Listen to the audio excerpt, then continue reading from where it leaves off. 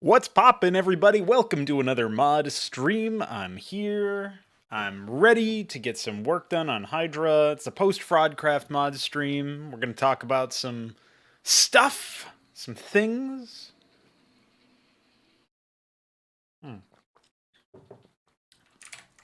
I actually had intended to publicate a new video. It's another episode of the Street Dog podcast, but I have to timestamp it, so I'll save that for after this video, or after this stream. And that being said, what can I talk about right now? I'll say, let's take a look at the Zerg tech tree. So I've added 2 new units for the Zerg, conceptually speaking. We have not actually added them to the game, of course. And so much so I don't even have like graphics picked out for them necessarily. The first one is the Zoryustalor, which is a spellcaster that will eventually morph into the Defiler, is my thinking. And so you're essentially going to be trading out right now it's going to be a frontline specialist, and it will be meant to prolong the combat effectiveness of units, but it will be based around corpse reconstitution. This is going to drain energy for every corpse that's consumed, and the corpses do need to be within 4 range. All of those numbers in terms of like the amount of energy drained, the percent of max life, and all that stuff, that's all going to need some getting used to, right? We're going to need to figure out like how to exactly implement that and what the best balancing act is going to be for that. Because it could be that it's too ineffectual, and it also could be that it's, shall we say, not. It might just end up being that it doesn't feel epic. It could also be really powerful, though, so I'm not sure. So I've gone with a relatively tepid amount of max HP scaling return. 5% max life means you'll get 1.5 HP for Zerglings. So like if a Zergling is healed by a corpse, it will get that much HP back. It's like 1.75 or something, 1.55 maybe, I don't remember. But it's something really small. It might be 1.525 or something. So it's really, really tiny. So obviously that means that you're not going to be able to make good use of it there. But the unit doesn't have to be a ground unit, right? So if a Mutalisk gets hit with that, a Mutalisk has 120 health, so that would be, 10% of 120 is 12, so we get 6 life back, which doesn't sound like a lot, but it's, I think, very good for considering those scenarios. So the only catch here is that Reconstitution will have to either not work on Lazarus Agent revive units, or essentially Lazarus Agent will have to be interrupted and consumed by it or something. I'm still not 100% sure what I want to do with that, because that's a very particular interaction with corpses. But this is the whole idea of like pushing corpses more in line with an actual gameplay component. Now the concern is you're only healing organics here, right? Which is fine, but when I start to add corpses for mech units, for example, that's going to throw in another wrench where like we're not really sure how we're going to cover that. Is it going to allow like reconstituting mechanical corpses to heal mechanical allies? I wouldn't mind that, even though that obviously has a very niche use case. Like you have to be fighting alongside a Terran or Protoss player in order for that to work. So yeah, I'm not sure. Maybe all corpses can be reconstituted because it's reconstituting the actual like materials, the raw materials, instead of it just being organic. Maybe that's fine too. Like I don't know. Obviously, air units don't leave behind corpses. This unit can only attack ground units anyway, so in that particular respect, it's not like it's really suited to attack air units. But we'll see how it goes. I'm not 100% sure what we're gonna do there. You'll notice the other 2 abilities are related to movement speed. So the Swarming Omen ability basically creates this sort of like a beacon around the unit itself, and all allied organics that are within 10 range, which is a pretty wide radius. I think that might be the range of the Guardian, as an example. We can verify that. Oh, apparently the Guardian only has 8 range, so it's actually more range than the Guardian. That's pretty impressive. So it's a very large range. All organic units within that radius will gain extra movement speed when moving towards the Zoryustalor.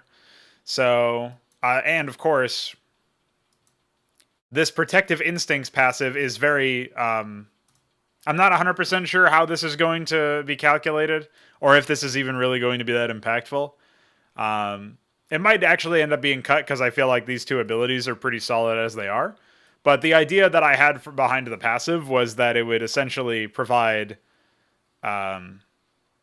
a way to reposition the unit that otherwise moves relatively slowly, I think. Like it'll move as fast as maybe a Hydralisk, I guess, which for reference can't be upgraded anymore. So yeah, there might be something like that goes around where they move relatively slowly in that respect. And then they can gain this increased movement speed, and it's sort of in line with the Swarming Omen ability, where it's within 10 range, so it's the same radius. I'm still not 100% sure. We'll see how that goes. So that's the first Zerg unit that's new. We also have the Almaxoleth. Now, the Almaxoleth is a different kind of unit in that it's a bit more of a straightforward unit. However, it does have a bit of a catch where it ignores armor when targeting debuffed enemies. And you can, in theory, imagine all sorts of different things that could be related to that. You could, when the new Ensnare is in, right, the unit will actually apply Ensnare on its attacks, which means subsequent attacks will ignore armor after the first attack, right? It attacks with 2 bullets, so it would actually be the second bullet would ignore armor, and all subsequent attacks would ignore armor for both bullets. So that's a case where it's like you can actually just tap into this with an enchanter specialist. So yeah, I feel like there's a lot to consider there for sure. So certainly some things are pretty interesting about that. It's meant to be this sort of like duelist type unit. It does require that you morph a Basilisk first, which obviously throws some stuff into consideration.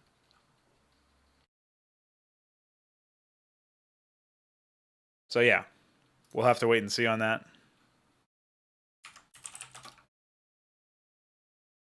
So yeah, those are the new units that I've thrown together. Just gonna run and find the oh no, I was thinking this.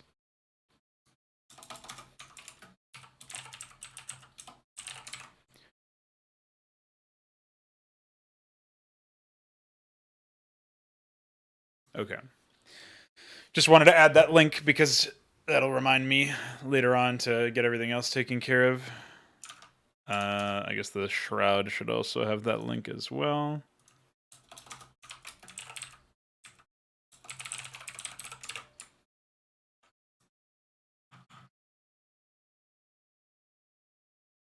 Now, I have not adjusted the Defiler Mound's cost or HP.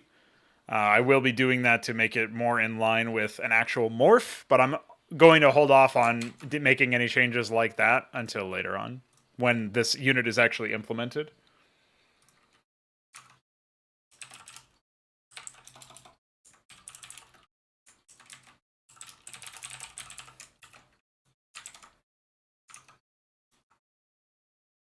Just have to pull this on the website.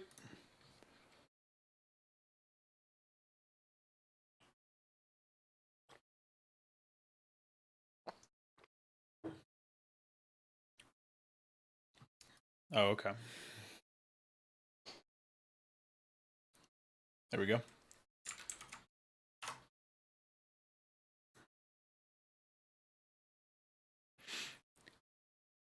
Another thing that I want to do that's a little bit more straightforward is I want to make it so that the Science Vessel and the Azazel have their abilities by default. I don't think it makes any sense to restrict abilities anymore. I was thinking that maybe the Shaman, it makes sense to not allow that sort of toggle, but I would much rather just add that into the unit's cost if I feel like it destabilizes the cost. So I'm going to make it so that all of those abilities no longer require any structures, basically. So for example, if we look at Lobotomy Mine, I'm not sure why the Manifold is listed as a unit that can use this. It's pretty funny. I mean, I know why. It's just old code.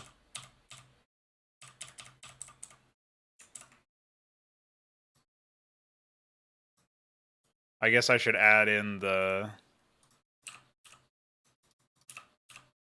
has spider mines opcoded. See if that works for us.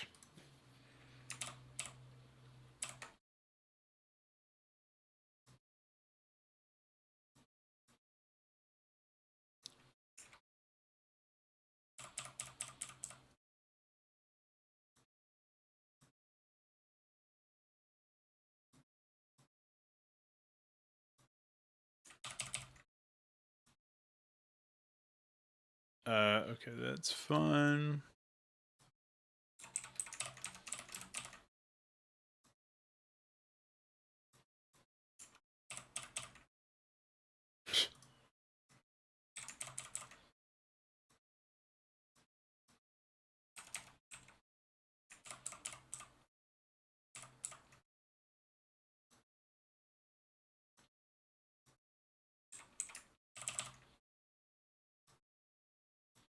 Just simplify these abilities here.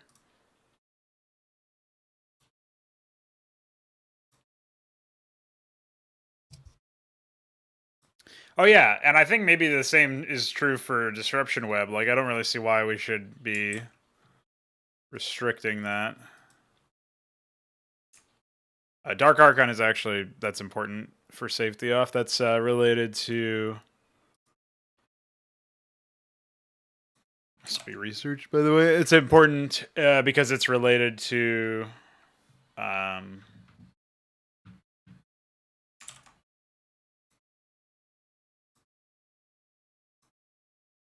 the cancel button, and Phase Link Clarion is actually also Exemplar, Kadar, and Eclipse. So.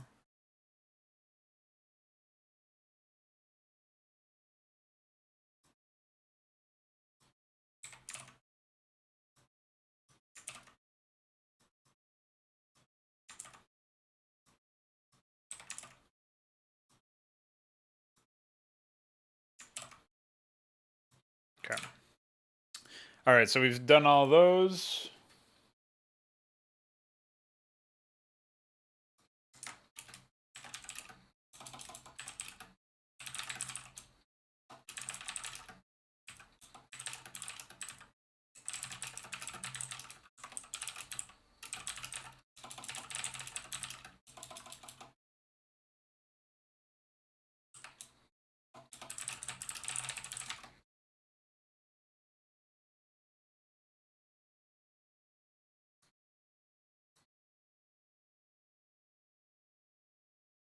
The one thing that I'm a bit worried about, looking at this a little bit more closely, now that all of these abilities are just available by default, I am a bit concerned that the medic will be too overpowered when people start using Optical Flare.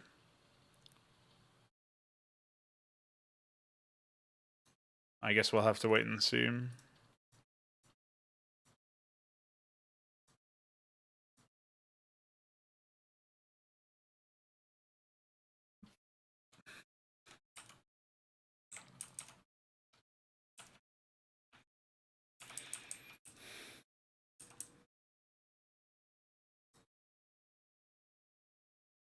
Was there anything even here for? No, I don't think so.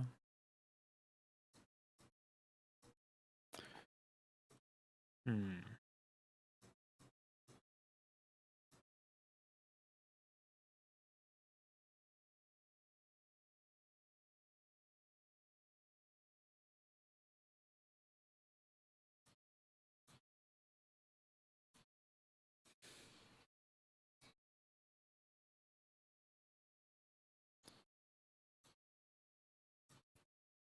I like how lobotomy mines didn't even specify, like, it didn't even have a fucking thing in there that said anything about.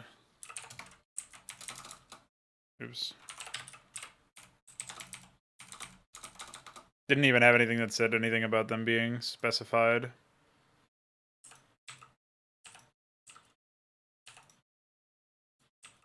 Okay, so that works. I guess we should fix the lobotomy mine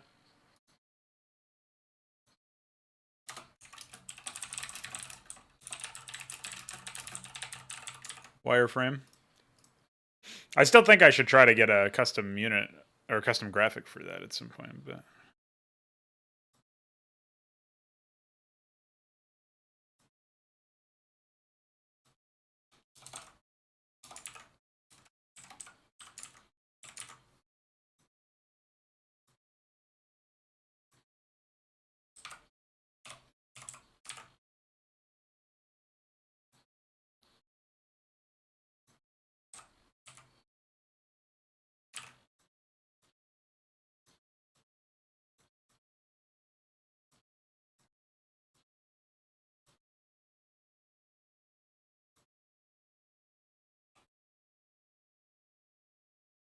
so we had observance. Yeah,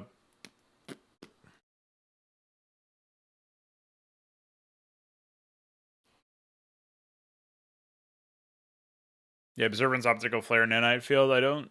Oh, there's Sublime Shepherd. But that didn't even have its enabled by thing in there, so whatever. Alright, so that's it for Protoss stuff.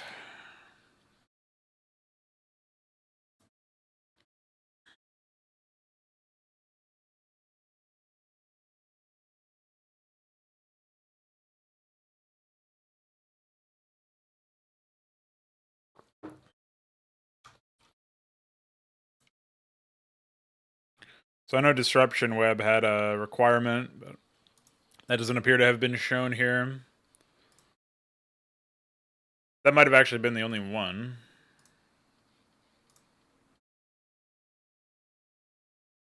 Yeah, I think so. So now we just need to jump into the enables a bills section.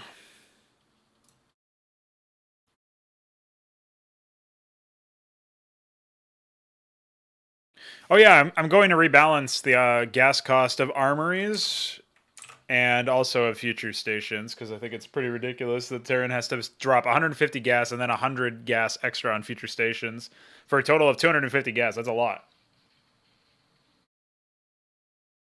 So, I don't know. The other thing that I was thinking of too is that people have been saying stuff about like it really sucks to not have the ability to lift off your armory because of the fact that they have add-ons, right? So you should be able to reposition them, which I agree with. And at some point, I'll put together a graphic for the armory to lift off. But the other piece to this is I actually feel like add-ons in general are. I feel like add-ons should probably be salvageable in some way. There should be some easy way to break them apart. This was a contested point between Fagudo and I when we were talking about this. I don't remember if it was in the Mark Time Strategy channel or if it was in the HYDRA channel, but he mentioned that there should probably be a sell button or something. I think that it's still valuable to, like, Terrans can lift off most of their structures, so that's really, I don't see that much of an issue there. Add-ons, though, they do mandate a certain kind of, like, you feel locked in if you've built a lot of starports with a lot of one add-on, for example, and then you need to get some physics labs. So I'm not sure if salvaging them is the right move. I still feel like it would excuse bad play and bad planning too much. But there's probably going to be some way that you can maneuver those things. Like I was thinking of an expanded transport for Terrans that would be able to pick up add-ons and reposition them to other places. And I think maybe that unit would also have the ability to disassemble mechanical units and structures that it had loaded and convert them into resources. So you could decide to salvage something if you wanted to, but it would be based around a unit instead of it being like, oh, some structures have this innate ability. It's like, oh, well, at least it's coming from a single unit. So I am thinking of doing that. I think that'll be one way to offset that. I guess the concern I have is that it feels like you have to go down the starport tech tree in order to access it right now. there's not really any general tech tree stuff. Like Zerg have the flexibility of going like into queens or defilers or whatever without needing to go down the spawning pool HYDRA to Inspire branches. Obviously, Protoss have the Witness and the Shuttle at their Nexus along with probes as like a limited branch of that. So yeah, I think I need some sort of like utility-oriented production structure that maybe includes dropships by default. I was thinking about something like that in the future, and I think that would probably be pretty good. Then I could maybe even move Gorgons over to the main starport line, and maybe I don't know if I would need to rebalance their cost or their damage or something, but allow them to essentially be picked up from the get-go. What's up, Terran Dominion? Welcome to the stream.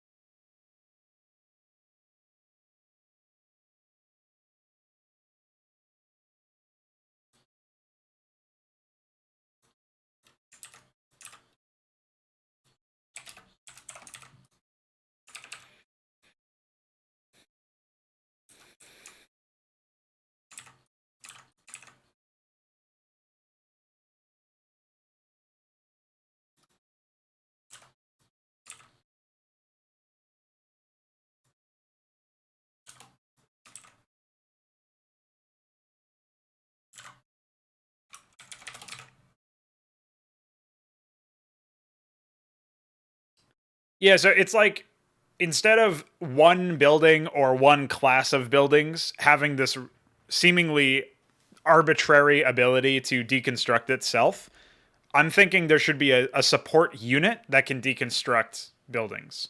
And so I was actually thinking that could be a building of or that can be an ability of an advanced worker, the Mason. So even that might be better than like loading stuff into cargo bays or like loading a structure into your transport and then disassembling it through there. I think that could probably work out pretty well, personally.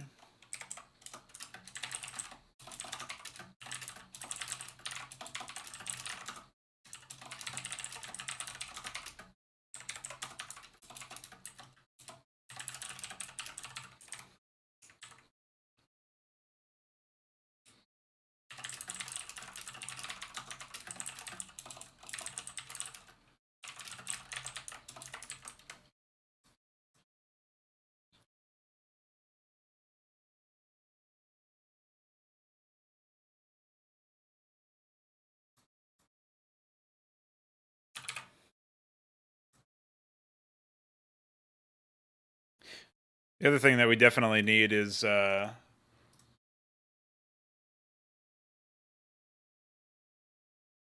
wonder if the engineering bay being 200 couldn't be increased to 300. But that's really only like it's a super selfish thing where it's like I would really like it to be scalable, so it's just 300. Like 300, 600, 900. That's not for any actual reason. So I don't think it's necessary. But.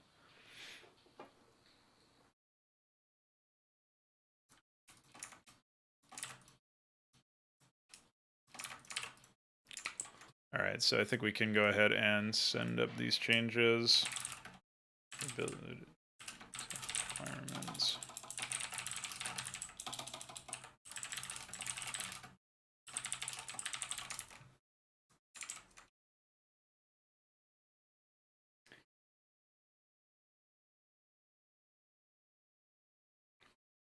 Well, yeah, in the future, I actually want people to be able to load up like hatcheries and stuff and just drop them to new bases.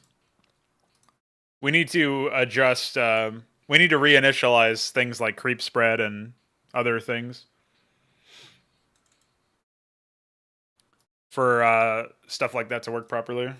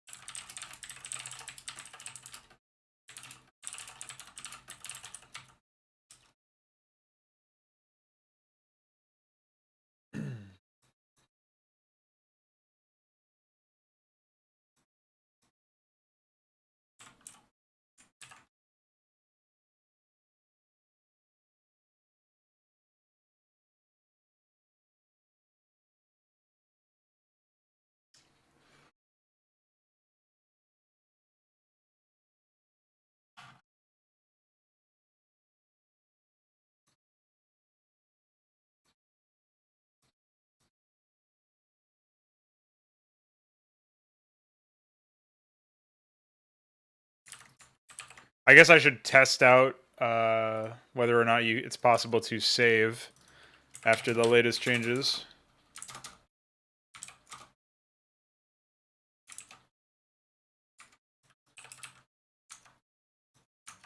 I'm assuming that's in globals.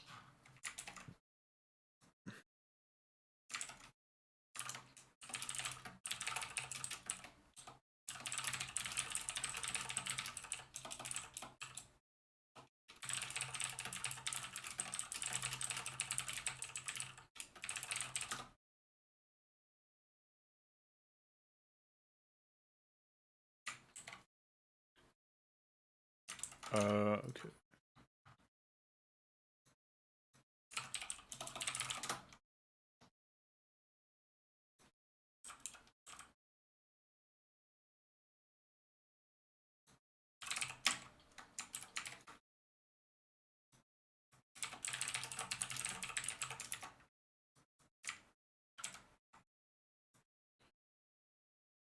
Okay, should be able to add this plugin now, and that will get rid of the debug message, but it does look like saving and loading is now possible.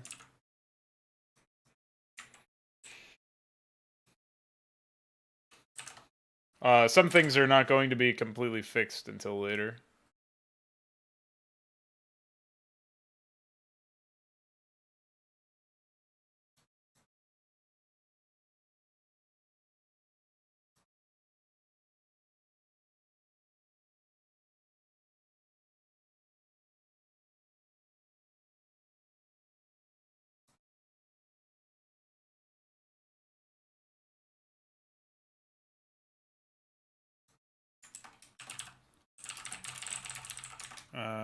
Remove ability tech requirements.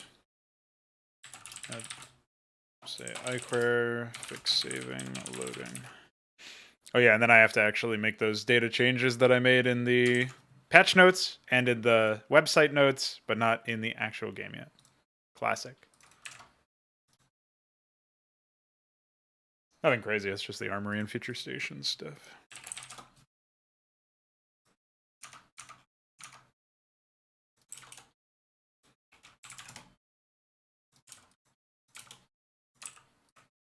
Oh, actually, there's one other thing. Flying building. And in AI actions, normal movement, no attack. Okay. And then we need to go into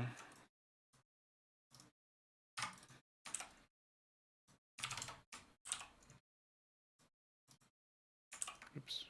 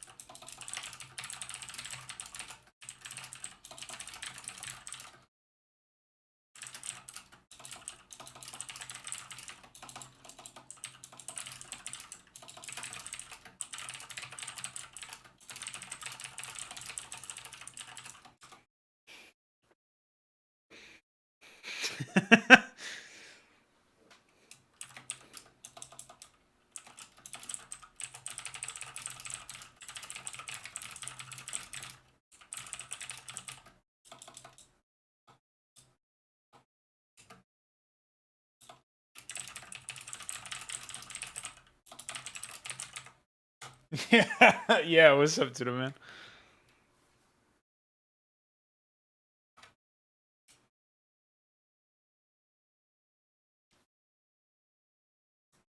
Yeah, that's true. I didn't consider that part. I'm wondering why. Okay, it just doesn't show up normally. Okay. Um,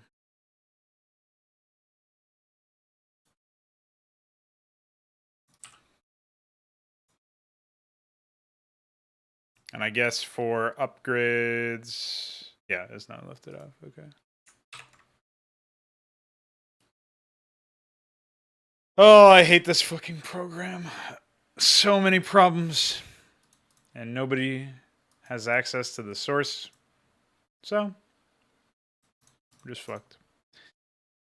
All right, so let's go ahead and pull this stuff. Oh, refresh this stuff. Oh, I already did that.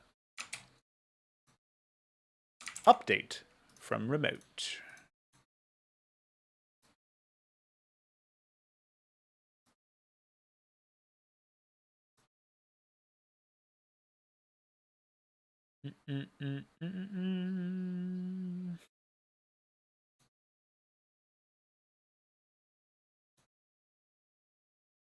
Nice. So that works. Let me check armory, future station. Nice. No, I was just saying we don't have the source code for Firegraft. It's just I still can't give a bit of a backstory on Firegraft. I laugh mostly because it's absurd. The creator of it is apparently a rapist.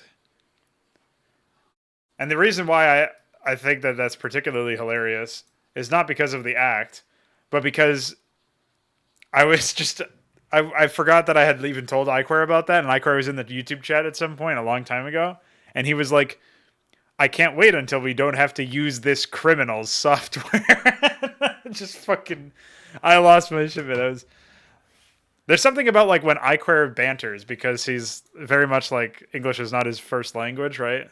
So when he ends up saying something like that, I'm not even sure he was probably just like saying stuff normally, but for to me that was fucking hilarious. All right, I think we are good on the website side. I'm pretty sure the guy who wrote this program still has the source code somewhere, but nobody wants to associate with him given his criminal status.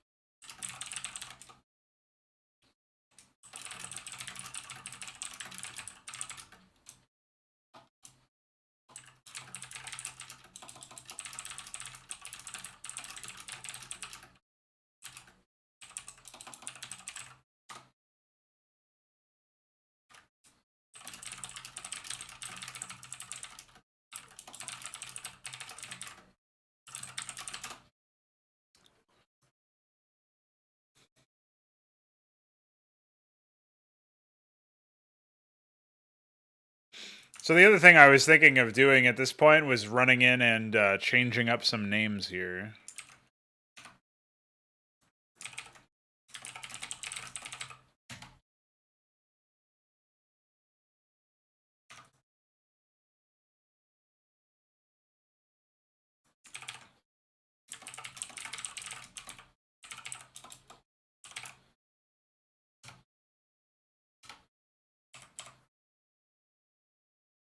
Um,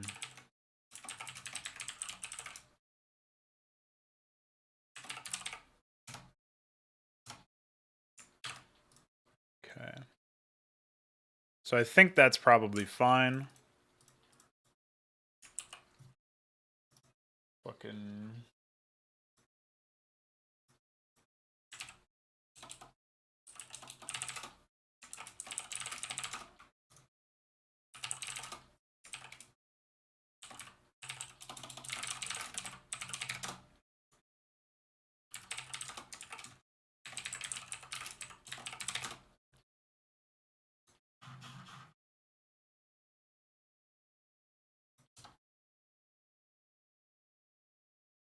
Oh yeah, I just realized that we don't even need this icon anymore, so we could just set this to none. And then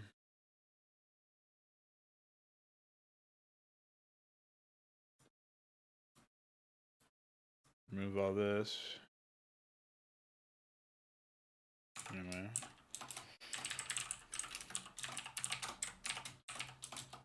Still have the overform.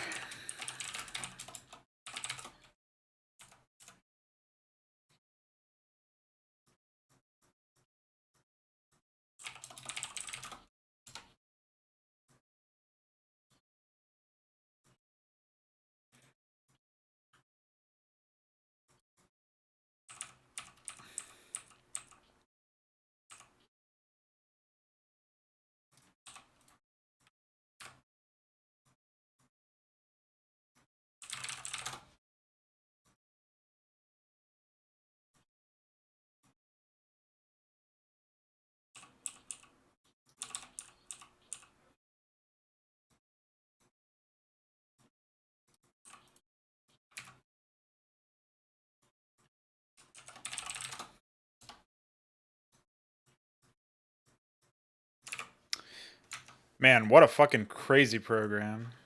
You know, it just deleted one of my units from the list. Forget which one it is. In here somewhere.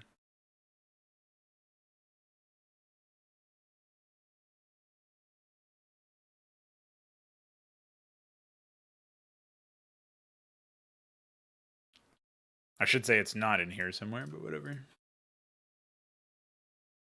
215. Yeah. There's a gap.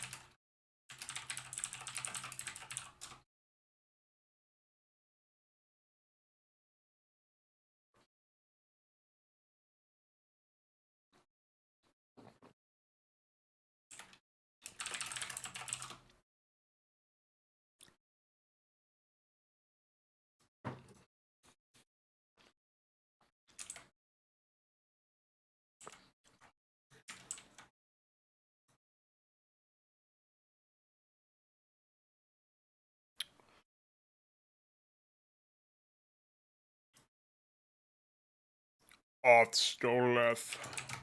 Overform.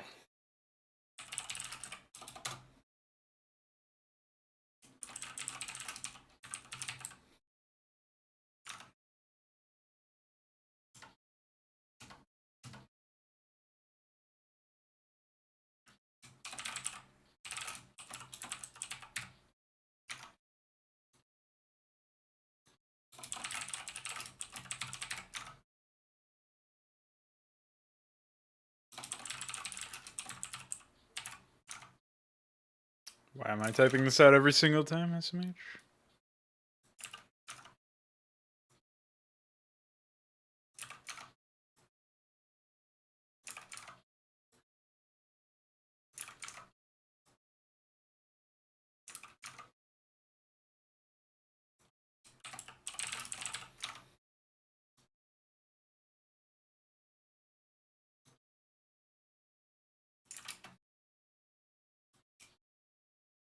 Oh.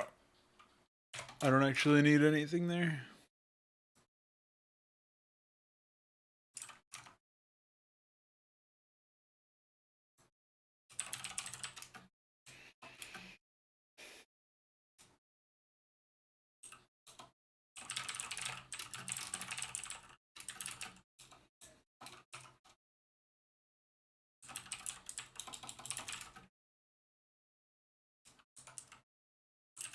What does it say when you mouse over, like, engineering bay?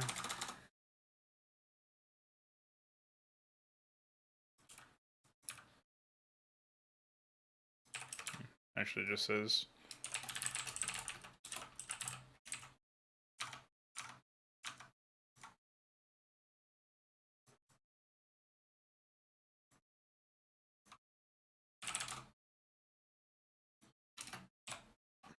No!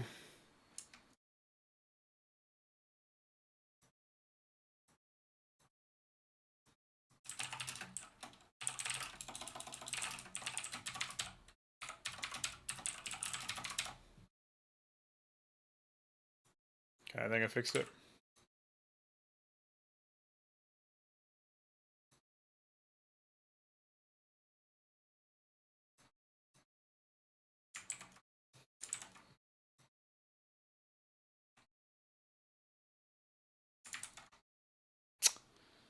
The cope posting has begun. Oh, wait, that's actually a game review.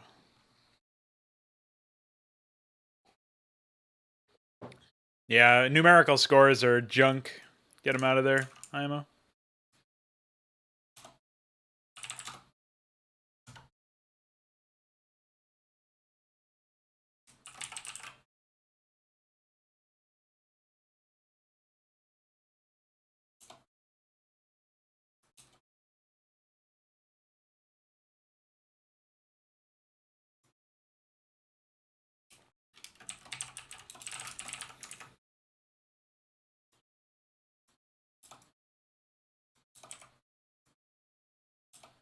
Clear out some of this junk.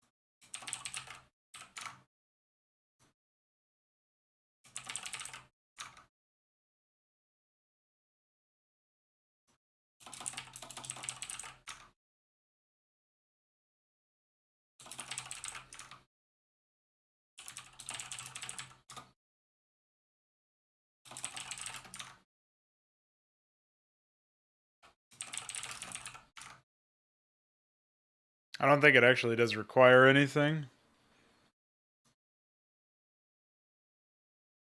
Oh, it does, I guess. Okay. Weird.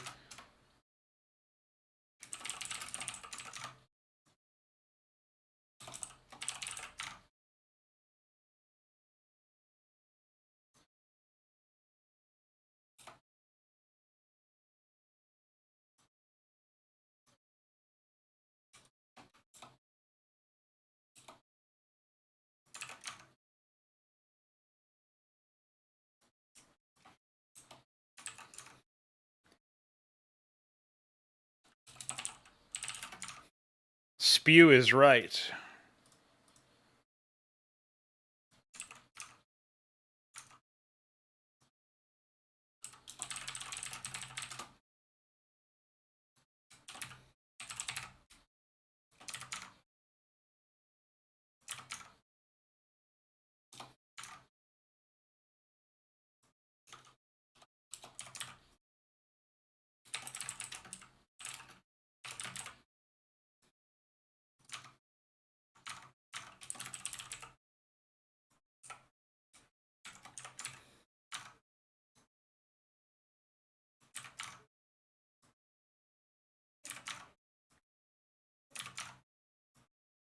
Oh, wait.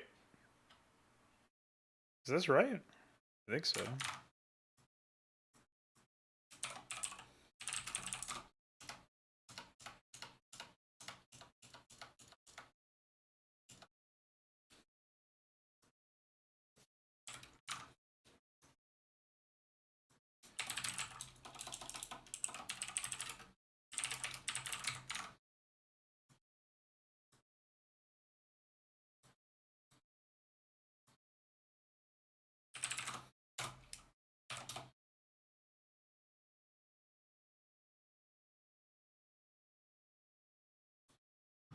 Right, so you get this. So this turns into Ireleth Iris. This turns into Othsteleth Birth.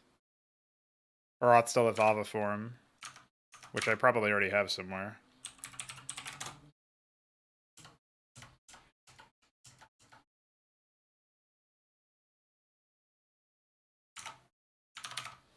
Man, I really confused myself here.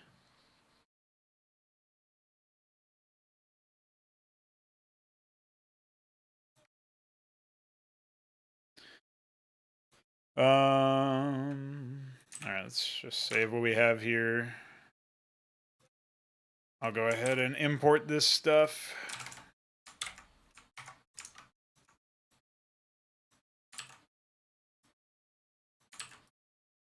Oops. That's not what I was trying to do.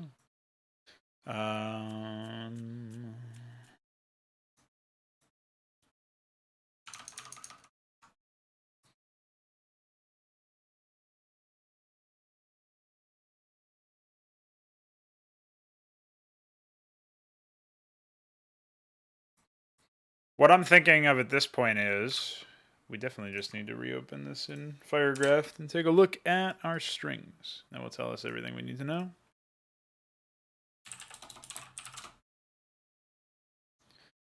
Okay, so that's what I was worried about. So the IRLF iris has mutated into Auth-Stealth Ava form, 1358. So we need to go to 1369. And I think this requires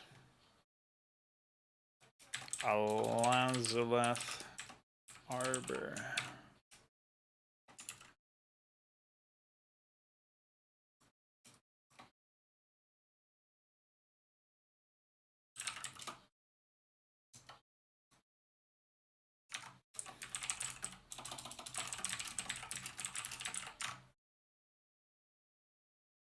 Anyway.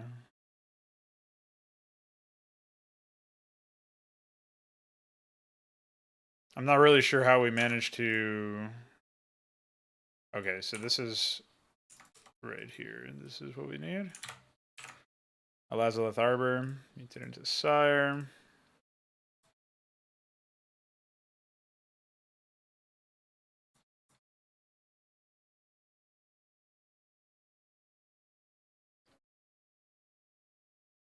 Wish, okay,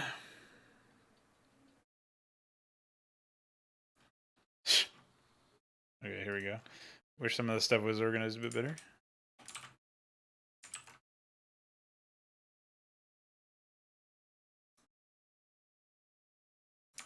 I think Sire, Keskath Grotto, and yeah, all this stuff is pretty much it.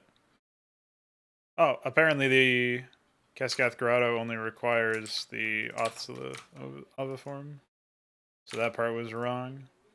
So yeah, it looks like all that are unlocked is the Alcagilisk and eventually the Elazaleth. So that means that over in the code section, I need to jump into the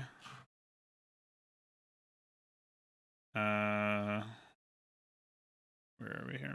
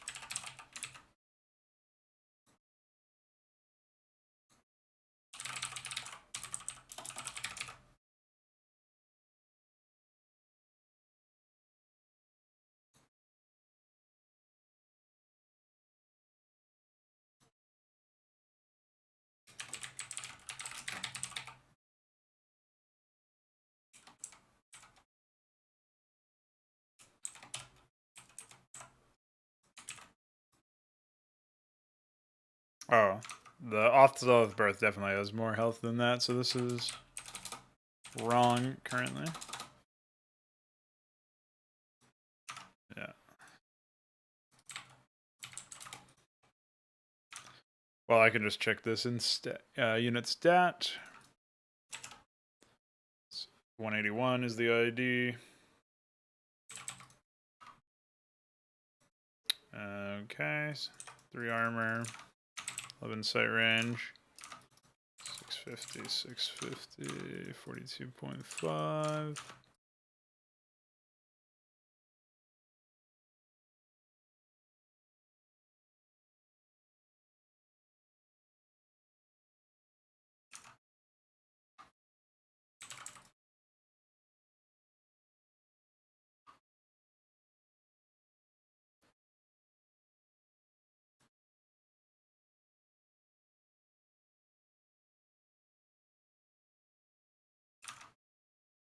I wonder if maybe it should be at 4 armor then.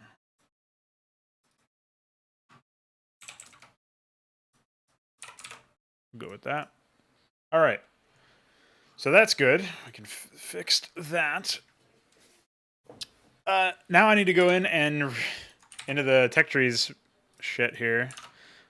Let me just move some of this stuff over so that I'm operating in different spaces here. So we'll say...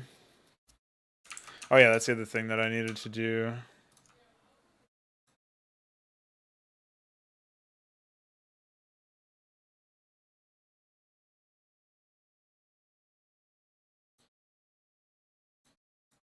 Yeah, right here, this is allows the left arbor. Okay.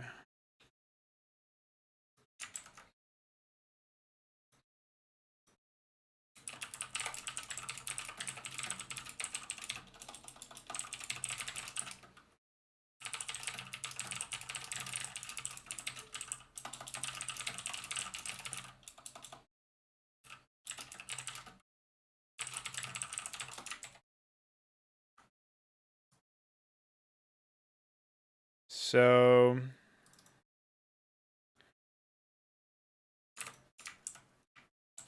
let's go with all of this one.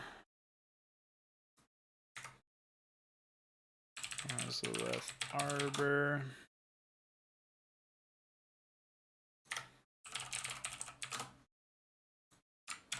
Okay.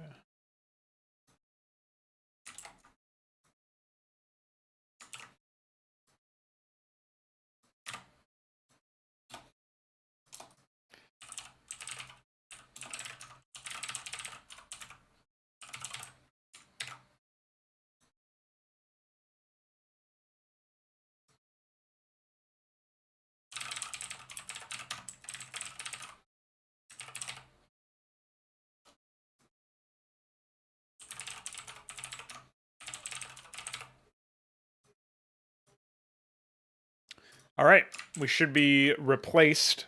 I just mass replaced a bunch of that stuff. So in theory, we should be good there.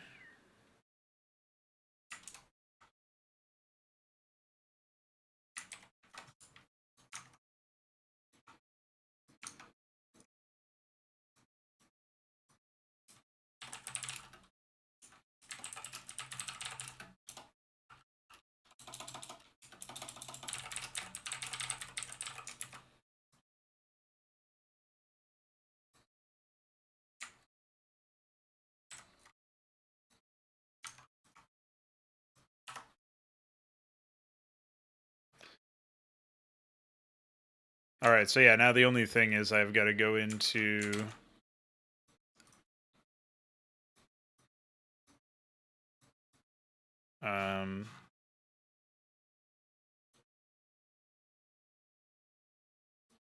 Ireleth is now tier 2 instead of 3. Othsaleth is now tier 3 tier 3 instead of 4. And then we just don't have a tier 4 yet because I haven't implemented the Elazaleth.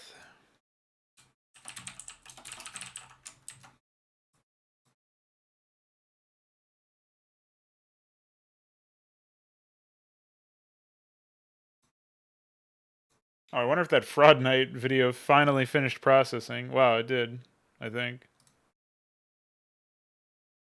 Except not really? Oh yeah, it did. Cool.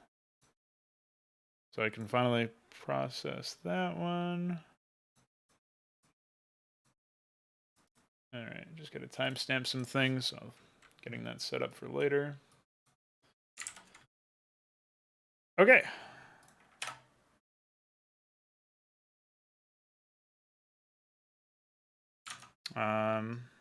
Looks like there's still some fucked links, unfortunately. Auth Steleth, Autoform, Iris. And do we have? It looks like the units themselves are fine. So, I mean the buildings rather.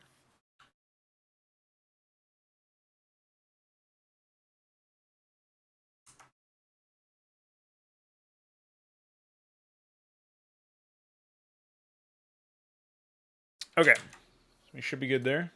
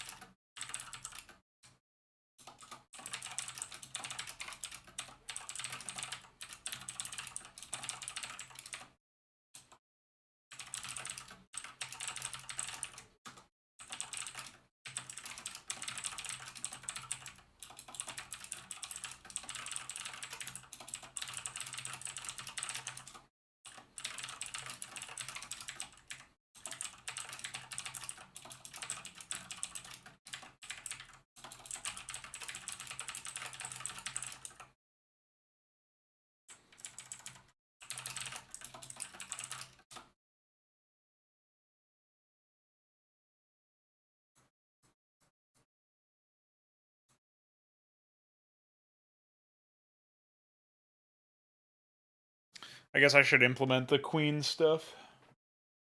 Or at least define the queen stuff. Pretty much the main thing up next.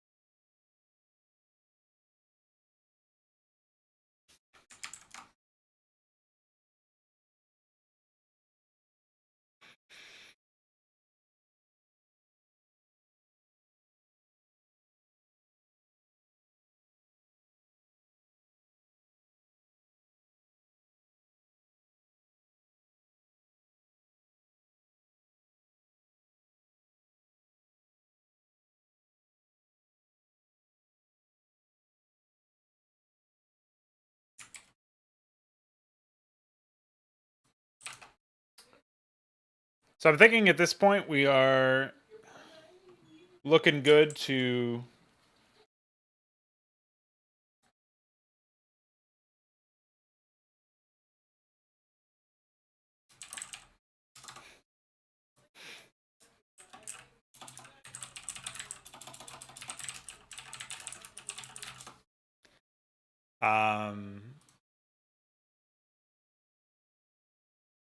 I think we're looking good here as far as the Zerg stuff goes. I just want to implement or document the junk for the queen.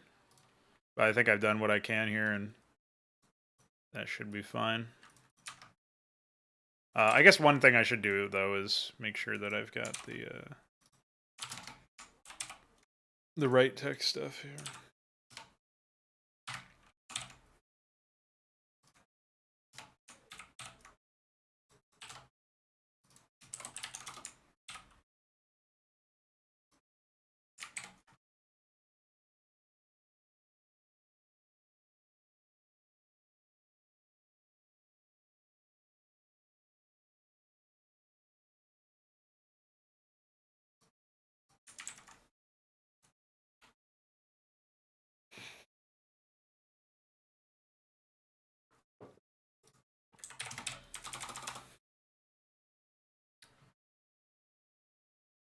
Okay, so we have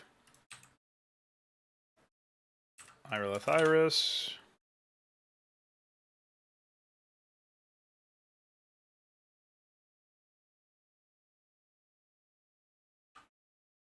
Otsteleth Aviform.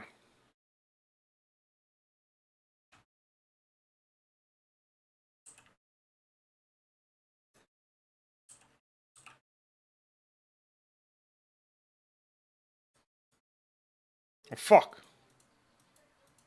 Can't blind me. I'll destroy you.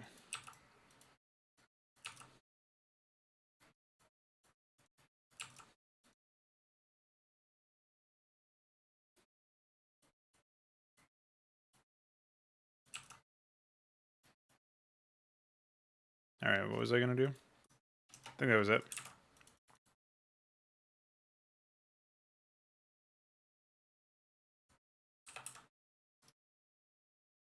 Those strings appear to be correct anyway.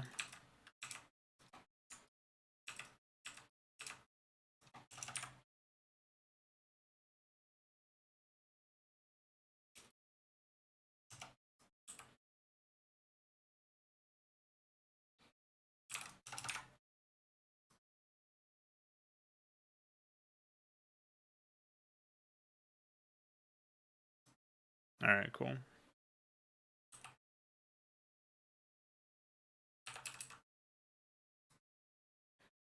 So that stuff seems correct.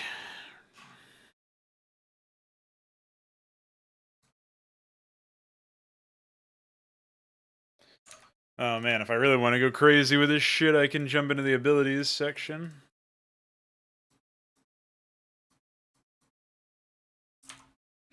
Okay, so we will call this Queen Broodspawn. Defiler Consume. Defiler Dark Swarm. Queen Infestation.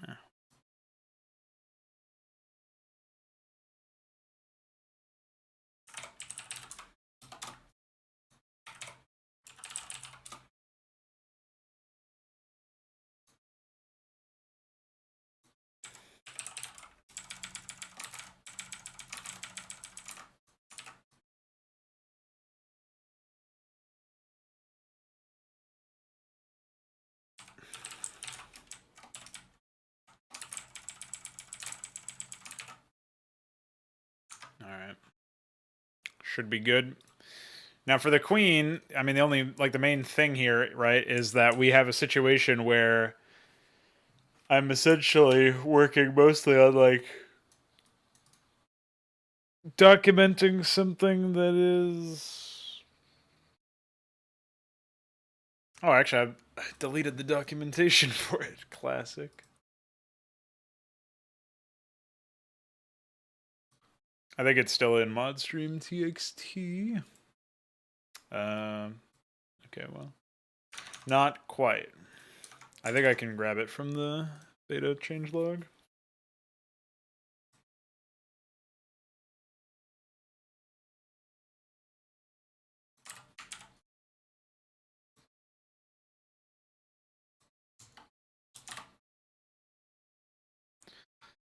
All right.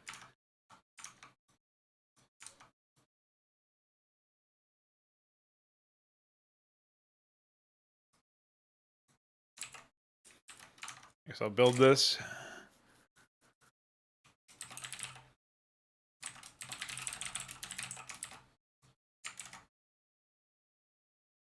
What else is I gonna do?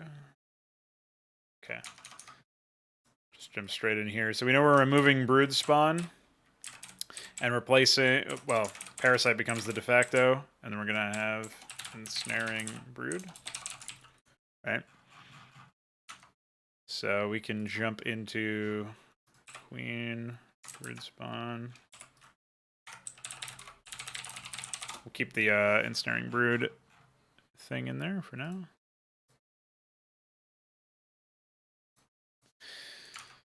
Okay.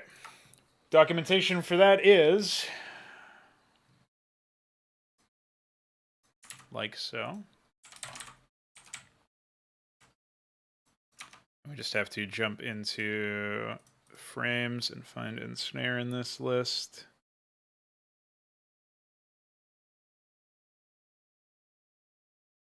It's 267.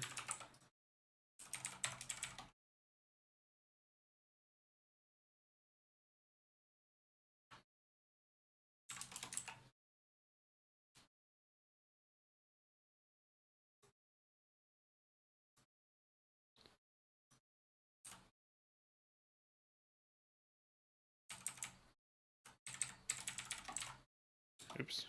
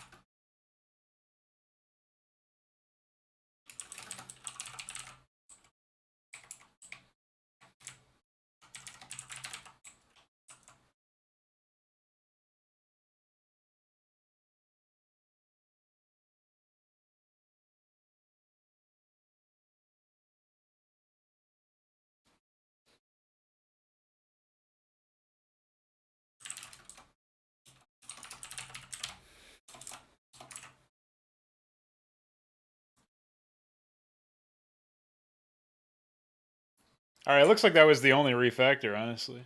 That ended up being pretty simple stuff. I guess I should very quickly add the latest plugin just to be sure that everything works morph-wise.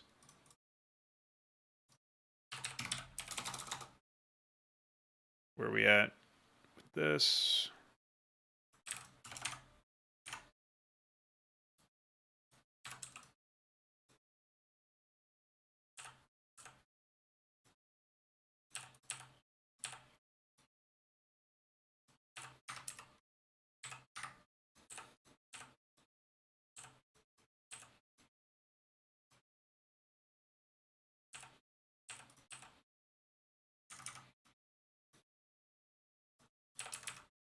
All right.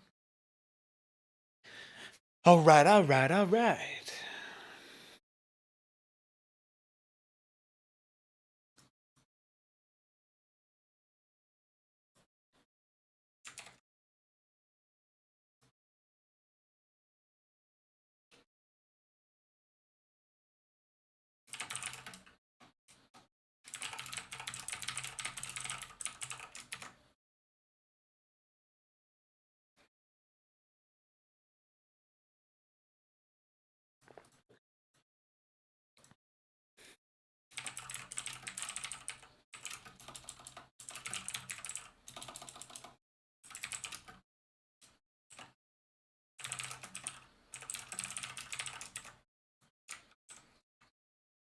The one thing that I want to do in addition to all this is actually I want to go back into the abilities for the other races and do the same thing that I just did.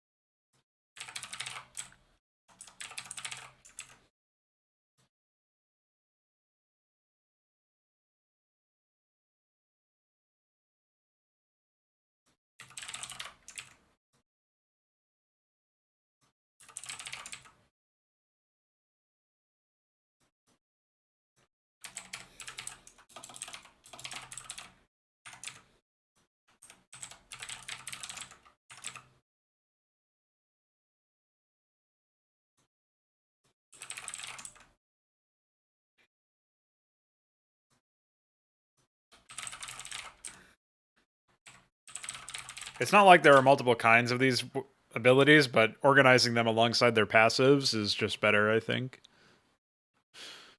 Just ends up working out a lot more reasonable when you're trying to search through stuff.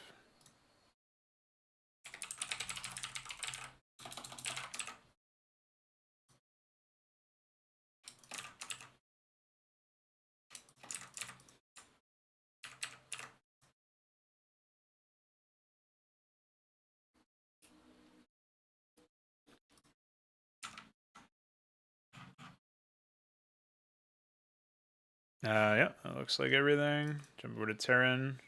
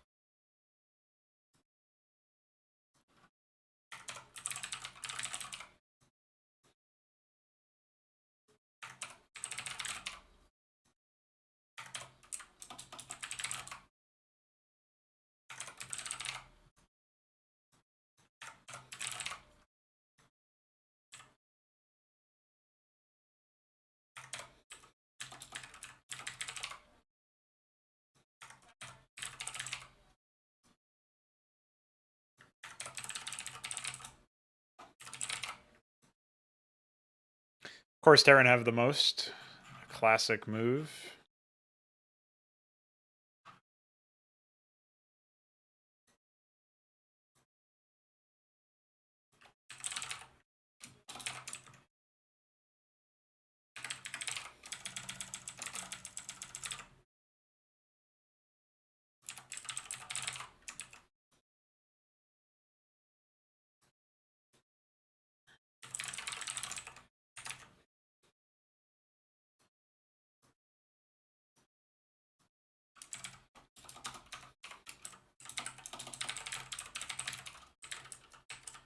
Oh, safety off is no longer an ability. I forgot about that.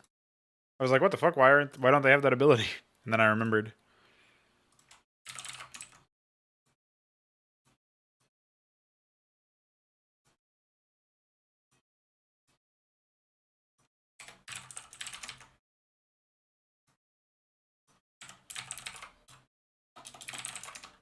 All right, I think this is the last stuff that I've planned on doing.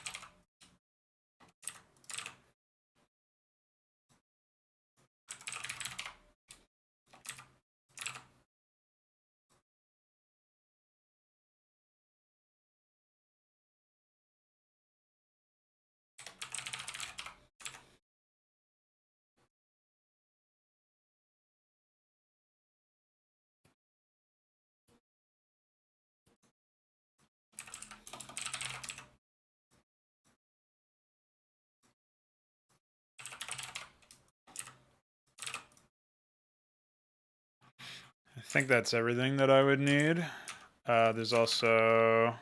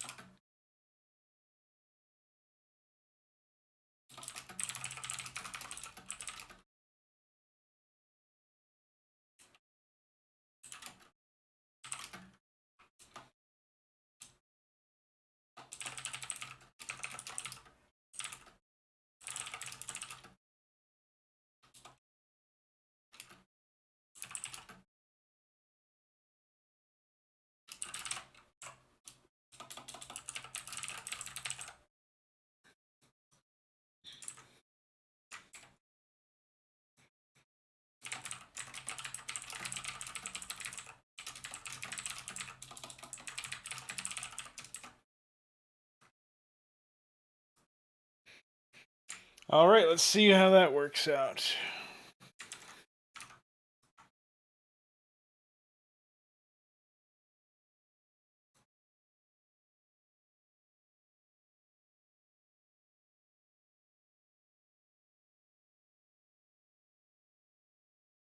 Seems correct.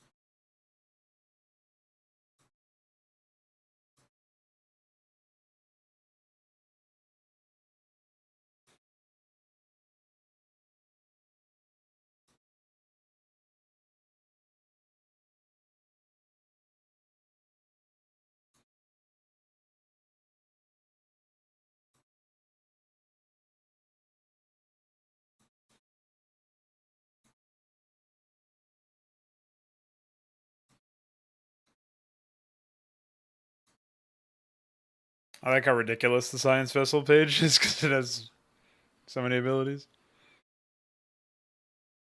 Okay. I think we're good there.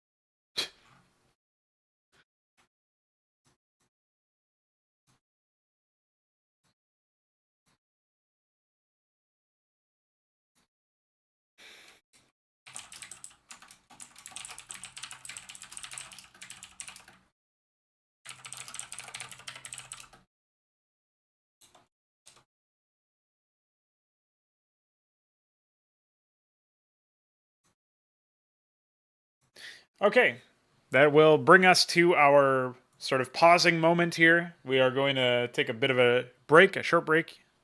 And when I come back, we'll be jumping on the map making bandwagon. I actually did end up working a bit on. I don't actually know if I saved the bitmap file for this, but I haven't touched it since yesterday. I worked a little bit on the layout over here, so that was the 6th. So yeah, we're gonna jump on to the like detailing phase, trying to finalize the layout. Basically, it's pretty much done. I'm gonna get some more work on it, and yeah, I'll leave you looking at this very pretty scene while I BRB. So BRB.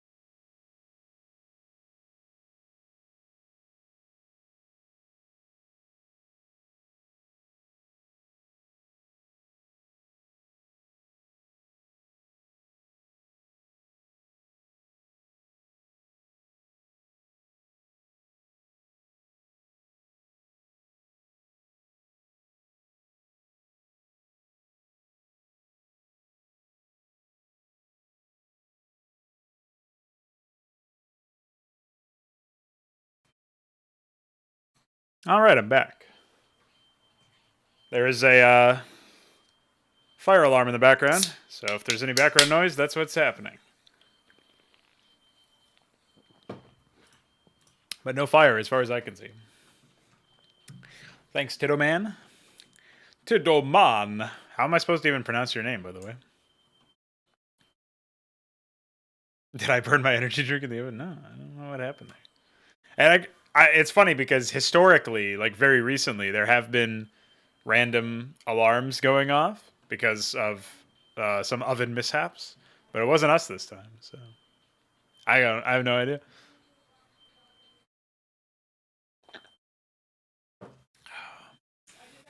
We can't even reset it or anything.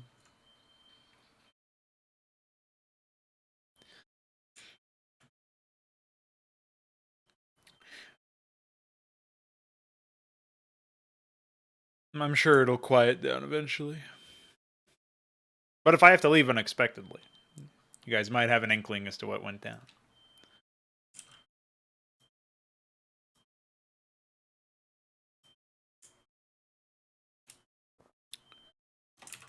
All right, so I'm thinking we're going to replace a lot of the dirt with moguls.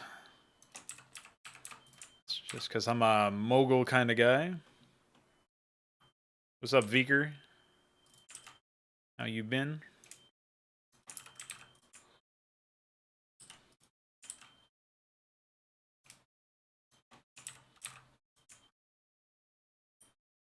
I think this map is pretty much all set at this point. So,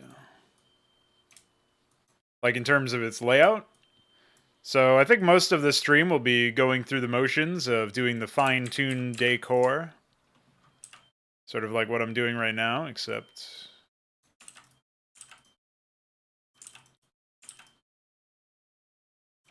something else. Something a bit more involved.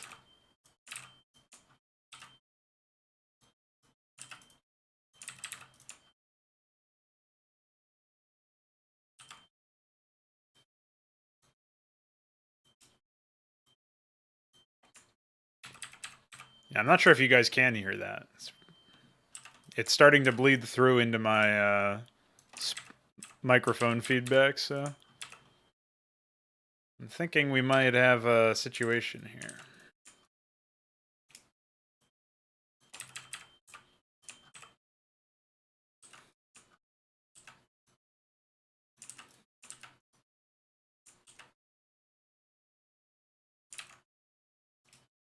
Also, not sure if this is even possible.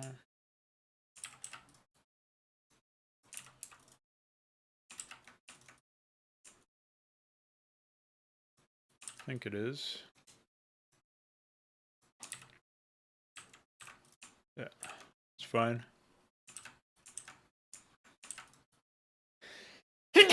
Excuse me.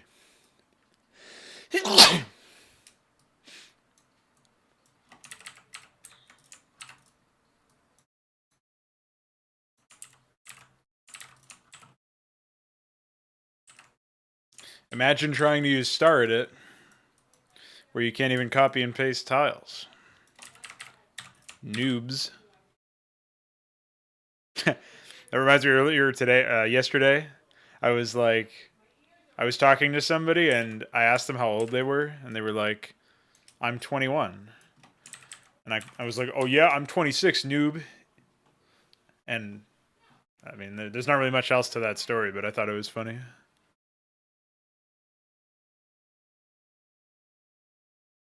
Oh, okay. No worries.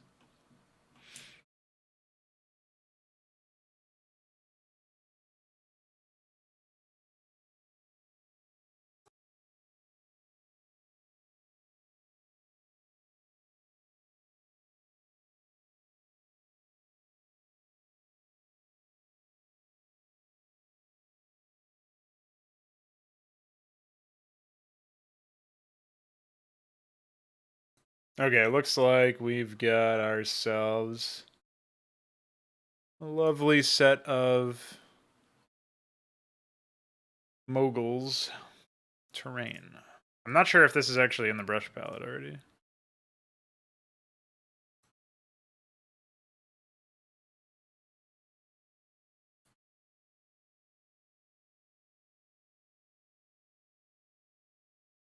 Doesn't look like it. We'll go ahead and add it now. I normally have these in different spots. Let's try that.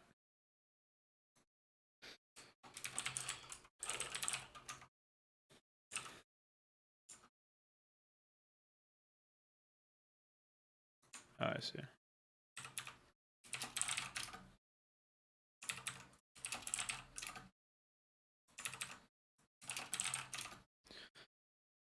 Well, from one sort of boring data entry shit to another. Sorry, guys.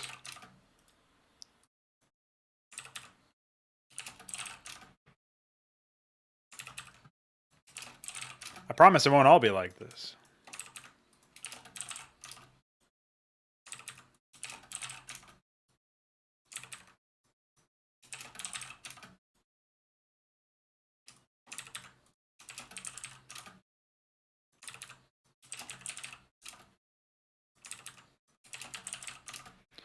So what's been going on with you anyway, Veek? I noticed you haven't been around as much on the streams and the server. I mean, you've been like online, but I noticed you haven't been particularly talkative. You've been busy with classes and stuff? Or just some other reason?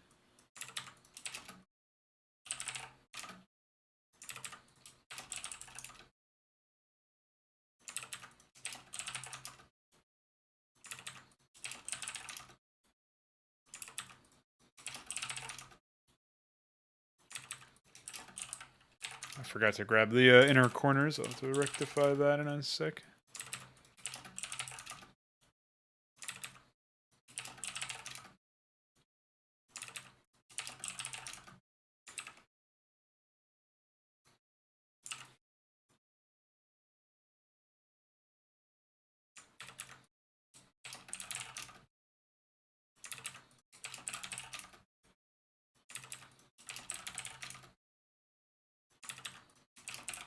Balethal had some really nice ideas for ice tile set changes. To add in the Basilica from the Twilight tile set. I definitely want to do that, but not right this second. Alright, now we can actually use what we've put together here.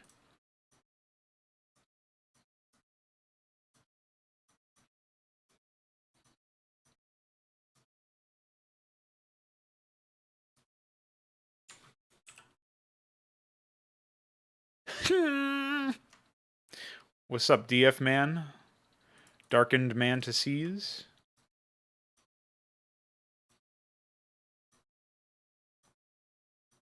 You've joined just in time for me to say, mwah.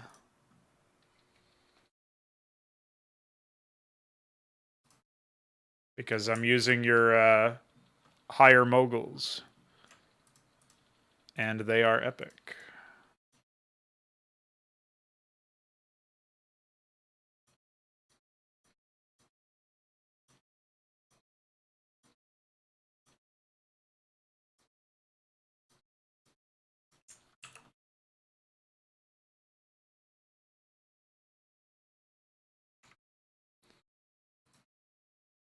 Oh, holy shit. Yeah, that was something that that Balethal also mentioned he wanted from Ashworld, which will be very bangin' and very much appreciated.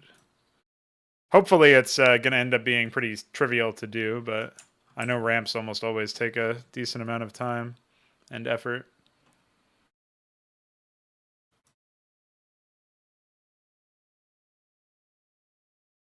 I feel like I'm missing some areas as far as expansions go, but there's only the one up here and then whatever I can fit over here. This one's a bit weird because it's not technically anything to worry about in the same degree. Oops. Oh yeah, this is for higher snow anyway, so.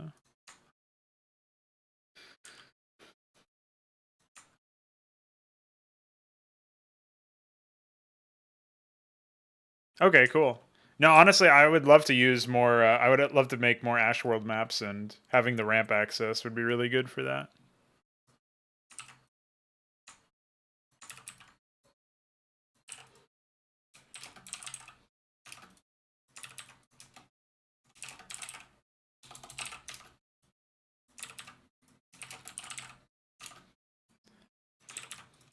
Yeah, when you're busy with school and stuff, it's easy to lose out on the ability to interact, um, or catch every single thing or whatever.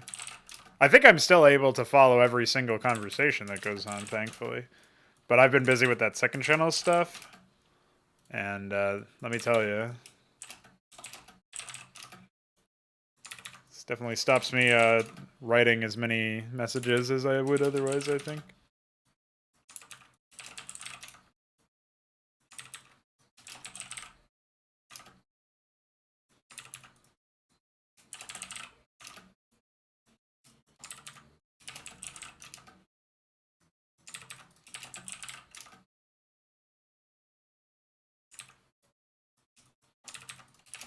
Here's hoping.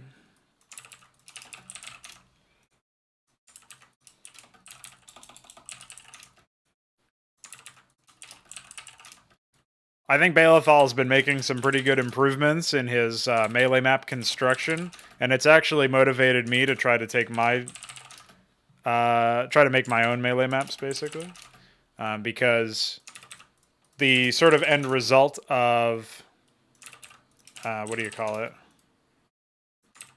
Well, it's like I feel like I've seen where I've been able to like identify the areas that have been improved with his more recent maps, even if those improvements have been like subtle or subconscious and haven't necessarily been like written down in a formula or anything, right?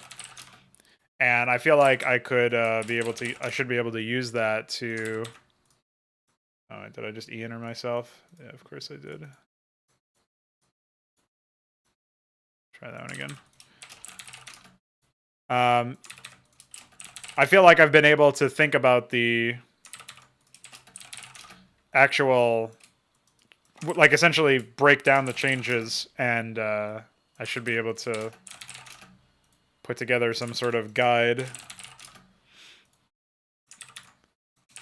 Main problem is I've got so many projects and not as much time as I would like. But we're getting there. All right.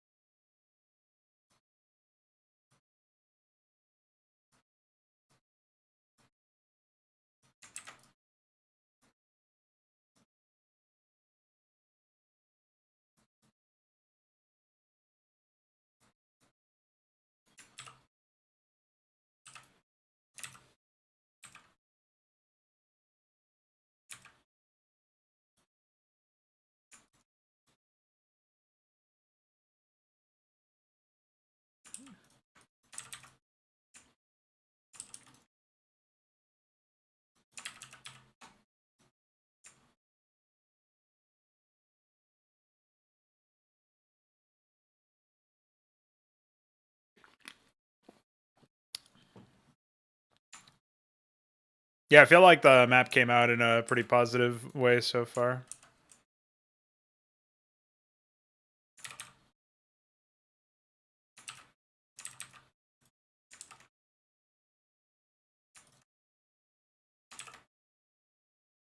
I wonder if it isn't possible to actually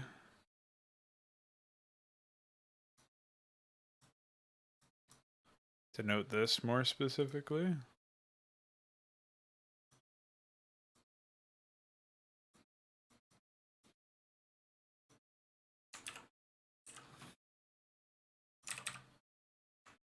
Oh yeah, it is. I mean, technically it's possible to build there. That might even be a better position. I guess it depends on if you want a slightly faster gas timing. But this stops you from being able to put down like a comsat station or anything.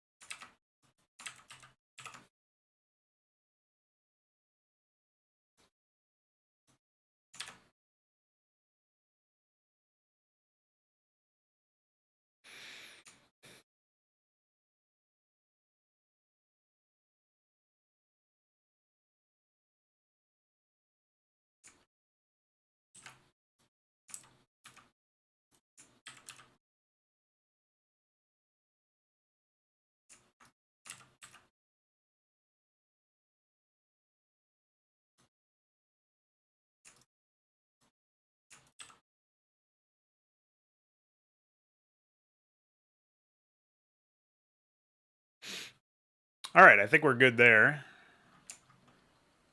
Um,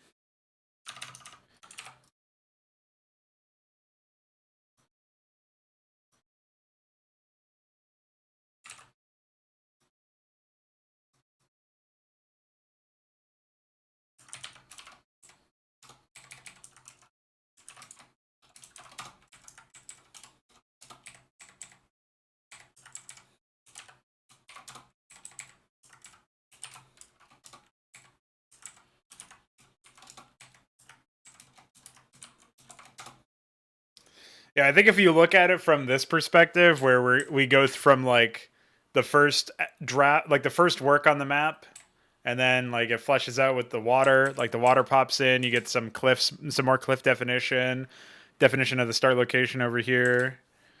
Um, Initial positions for the town center placements and stuff. And you'll also note that I think I removed some start locations in this pass. And then the next one was like, okay, now we just pretty much just unit placements. I don't see.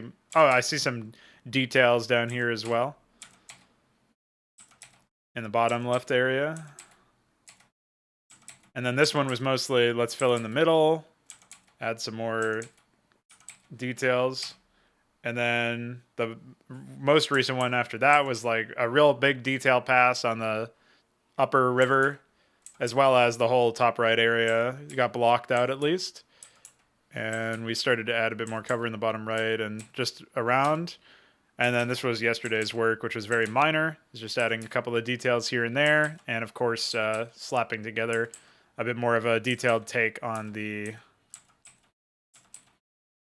top right area. And there's like all sorts of subtle things that move around, you know? Like this here area, this thing that moved around. You know, it's interesting to track all that shit. Like now, our next one is going to have even more details and even more sort of like fine tunings of certain areas and stuff like that. I think it's been really educational, I guess, for lack of a better term, to track the development of stuff like that. So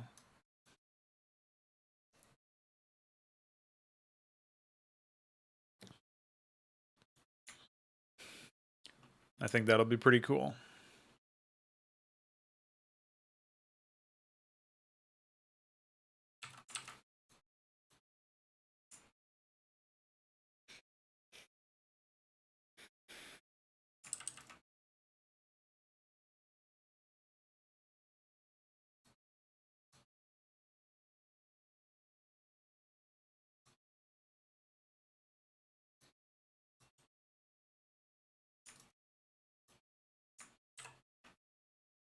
Shit like that, you know? Details that would otherwise likely be lost.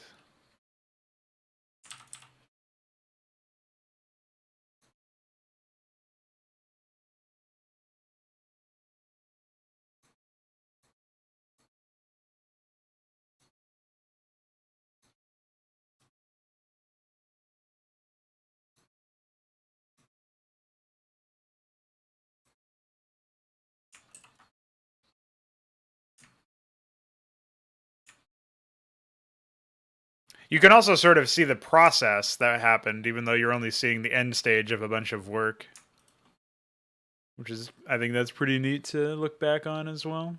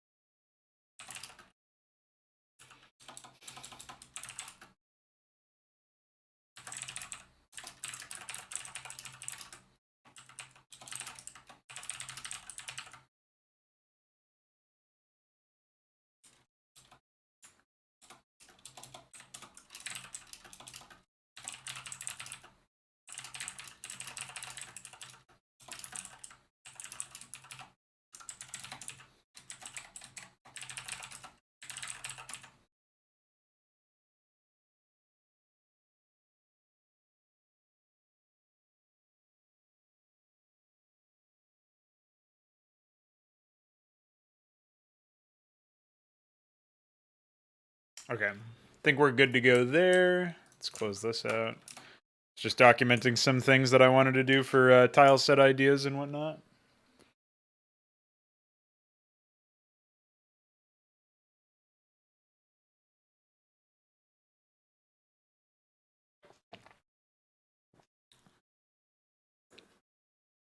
I mean, ideally, we would have essentially like custom shit all over the place for that stuff, but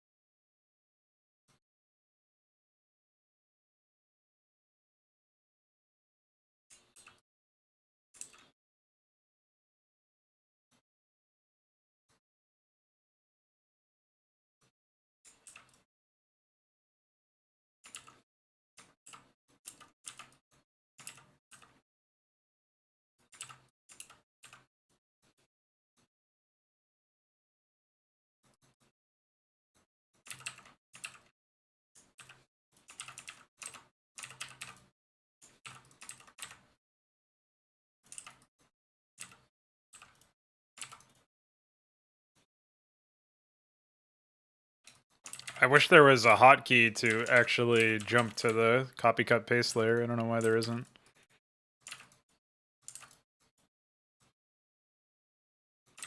Or if there is, I don't know what it is.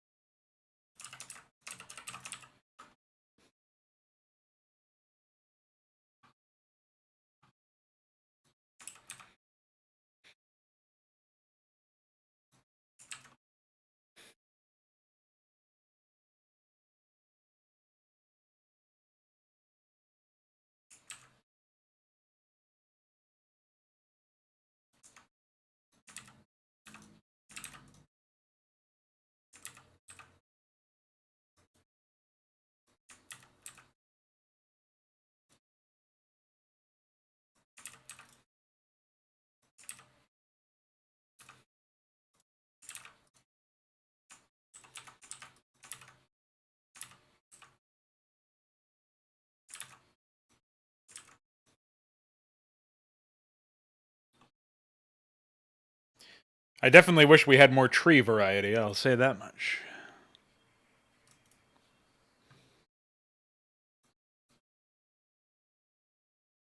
It's so expensive to actually implement a new sprite, though, to a tile set. It must be a. I don't think it's possible to place, like, to deploy them in the same way that you would want to for most cases through the editor. I don't know if it's possible to deploy extended ones. I don't think it is. At least we don't have a solution for it right now. So it's not like we can just add them to the extended stuff. We would actually have to. I think we would have to like move all default sprite entries over to the extended arrays, and then reserve all of the default ones for doodads, which would be really stupid. But also that even then it's not unlimited. So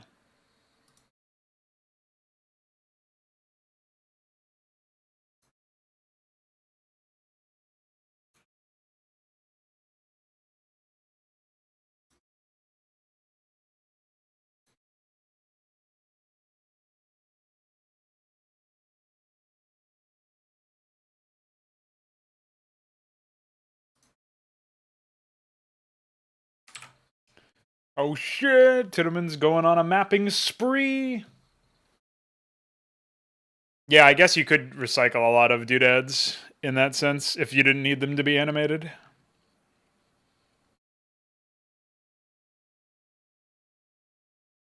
Yeah, Veek, if you're here, take a look at your Discord channel, dude.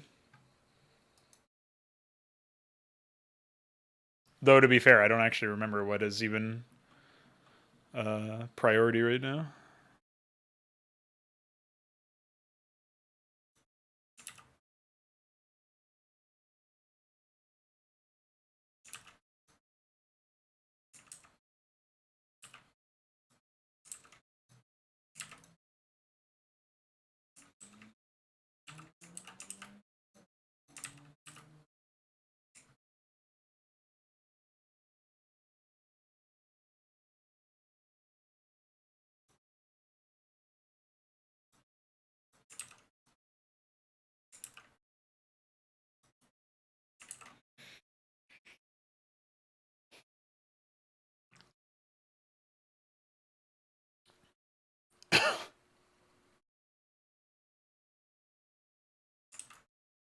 I think the main thing that we need is, like, if we had the luxury of getting you on to do whatever, it would mostly be tool development, and it would, or I imagine anyway, and we would definitely be able to benefit from any tools that were made in something that isn't fucking Python. But I'm not sure what would be the best use of your talents at this point.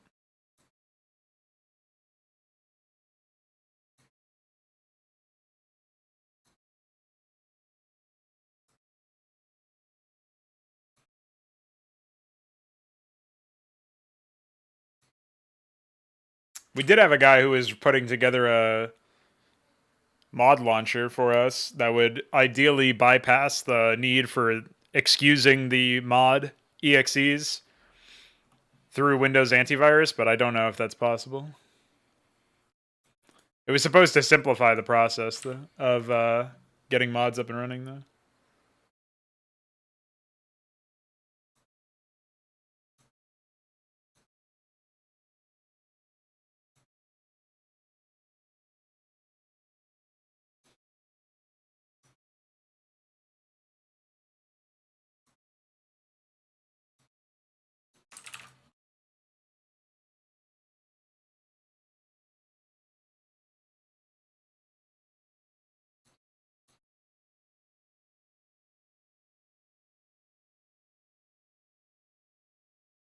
I mean, a lot of the stuff that we're using is still kind of like black box in nature because we just purely don't have any understanding of what's happening underneath the hood.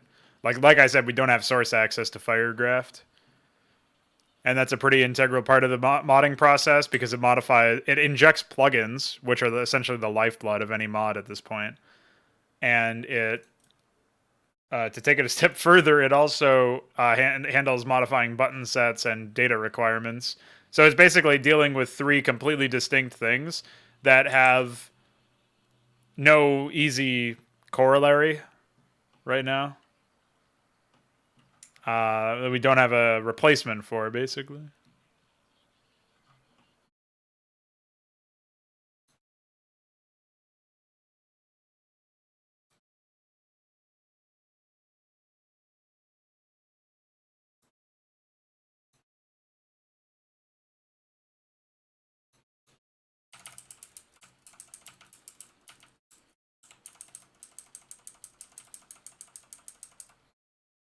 I guess that is a high snow thing by default.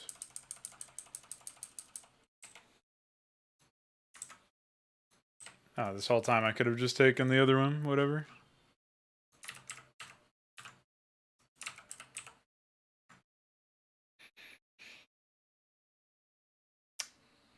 No. We almost had access to the source code, but somebody, instead of providing it to the community, he gave it back to Blizzard Blizzard rewarded him with a free copy of Overwatch, which is basically malware. So, as far as like, there's an open Brood War project, but It's not. It's pretty much like dead in the water at this point. It doesn't have anything to do with the default AI, which is what our AI is built upon, so we can't use it for that. And it's also a recreation as opposed to a straight translation, so there's probably bound to be some things that are different. So it's not compatible with our current code base, basically. Oh, I'm glad he's called Reddit user. That tells you all you need to know about him. Let's be real.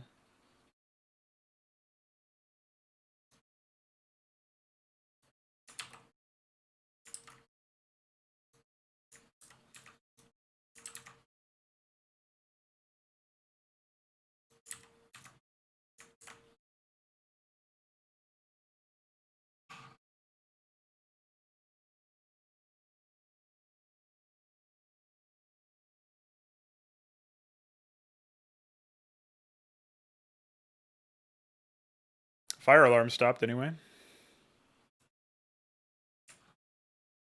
Reasonable location name.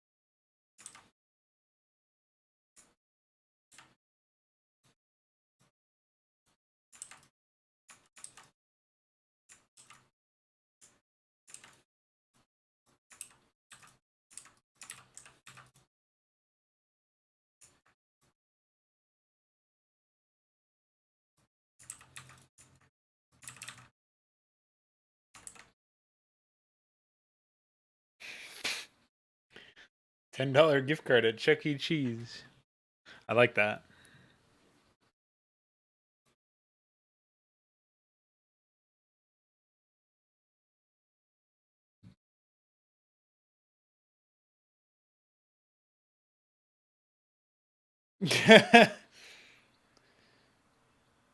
Yeah, dude. If you had any idea of the insane hard code that's just pervasive, incredibly pervasive in this game.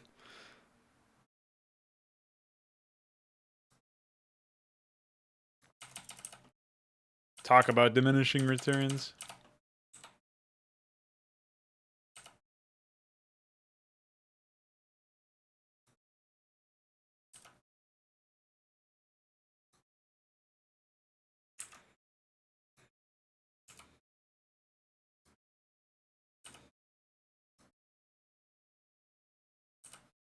Oh, we already use that one pretty close by.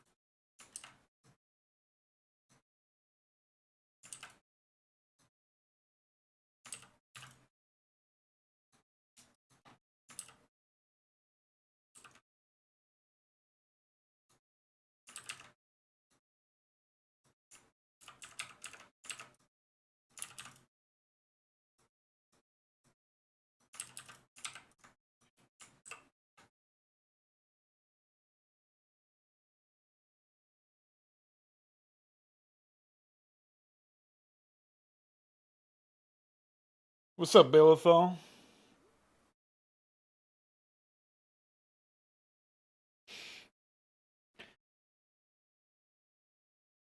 Yeah, so Terran Bunker is basically like we were just talking about this earlier because I was thinking about what changes need to be made before we can really fully deploy the mechanic change that will allow you to have multiple, like essentially you'll be able to transport buildings. You can already do this with sunken colonies and spore colonies in the current Hydra build. I don't remember if overlords have enough space to do it by default, but I think they do. So this is a strat that people just don't know about because that hasn't really been publicated.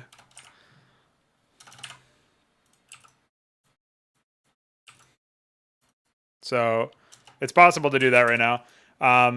The reason that it's not possible to do it for photon cannons, though, is because when they land, they don't recheck if they have power. Bunkers are the same way; they don't recheck where they don't reset their location, basically. And sometimes, I would say more often than not, any sort of sunken colony that's been moved around no longer has access to. It can no longer tell itself to spread creep once it's unloaded or whatever. So basically, the status of things needs to be reset. But I'm not 100% sure how we would go about doing that just yet. So obviously, we also can't. We can't show the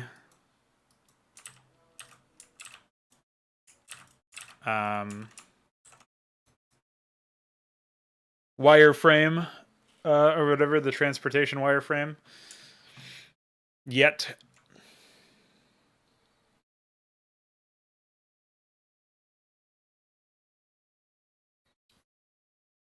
Well, Dark Swarm and Disruption Web are technically units because they occupy game space. And so their collision box is used to determine the radius of the ability.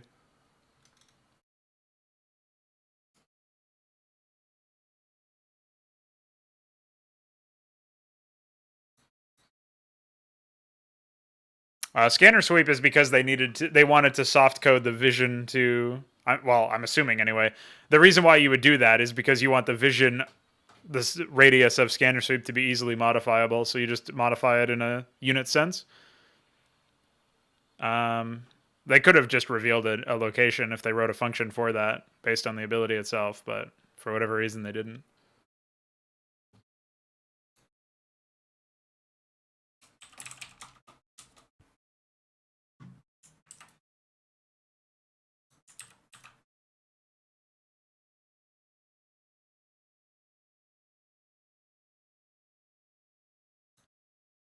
I'm not sure if we have a tile for this.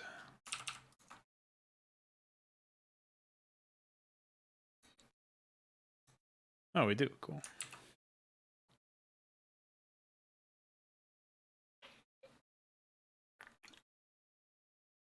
There is no cooldown associated with a Goliath unloading from a transport. I'm not sure what you mean by that.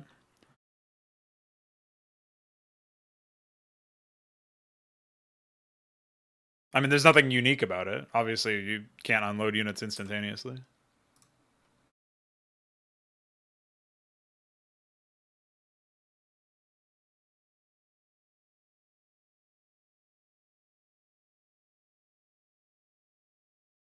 I've never seen any code that would reference a different unit ID based on cooldown or whatever. So I would, if there's a source on that claim, I'll investigate it. Pretty sure that's what we call no. Pretty sure that's a lie, a fabrication. Well, I mean, I'll put it to you this way, like, there's a ton of things that could anecdotally seem like it's related to cooldown. Like turn radius will delay, lower turn radius will delay a unit from turning to attack. But if anything, Goliaths should appear to have less of an attack cooldown because their turret would tell them to go attack something a lot sooner than other units would. Like the Goliaths are much more notorious for being trigger happy, right? Because of the way that the game handles turreted units. So yeah, I don't see how that could be posited as a explanation.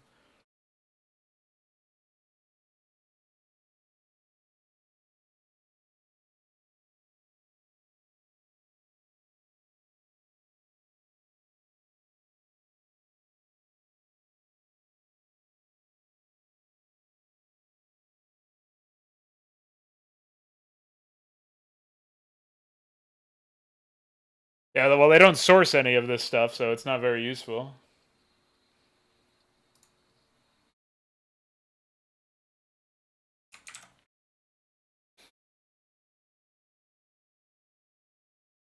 Yeah, and he was Balthal Tiedemann was referencing an article that says if you unload a Goliath, it'll have a different attack cooldown than other units. I've only ever observed Goliath seemingly attacking faster, but again, that's because they turn faster.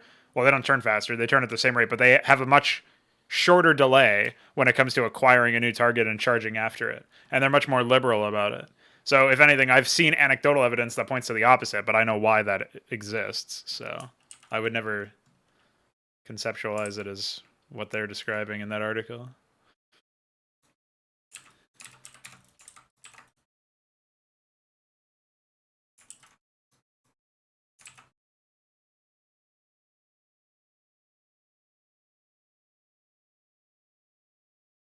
No, I don't know. We can look at the hook, the transport hook, but it's not comprehensive.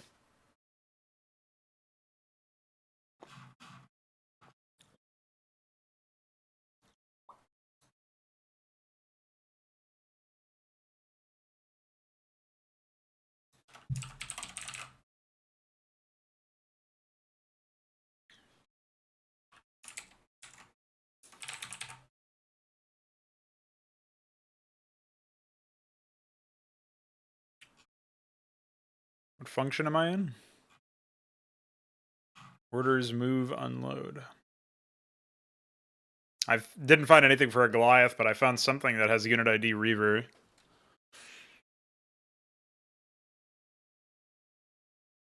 It looks like it just prioritizes unloading Reavers, but I can't really tell immediately. This might... Wait. What is this? Set move target. Oh, this has...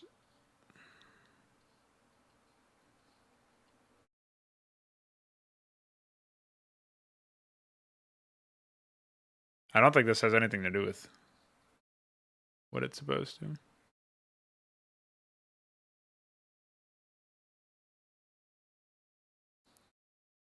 This might be AI related code and not actual player related code.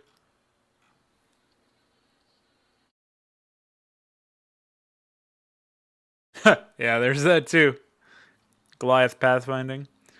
System's functional, by the way.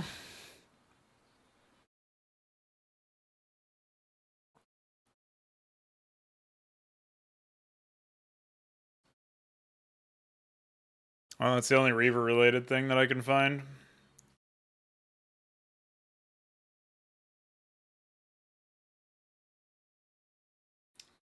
I don't know what spell cooldown even means, though.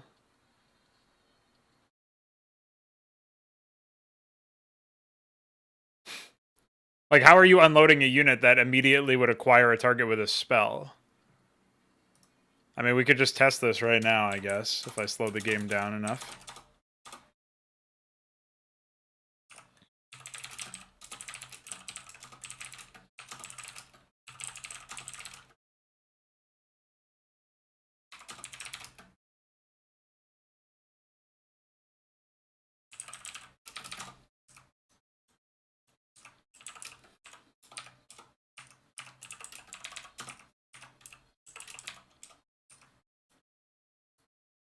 Alright, let's see if you're right.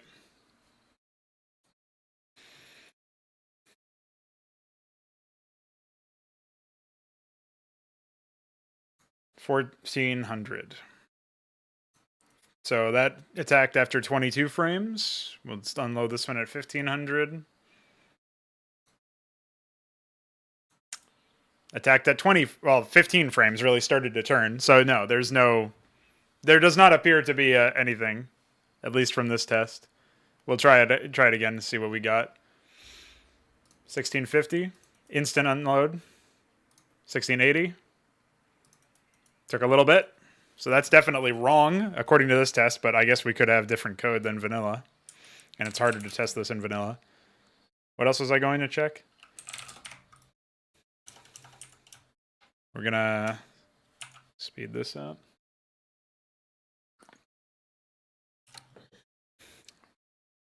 I don't know. If there's no sourced claims, I would dispute them. Yeah, that's what I was thinking too. Is like I don't see any distinguishing factor there. But what I don't understand is the spell cooldown.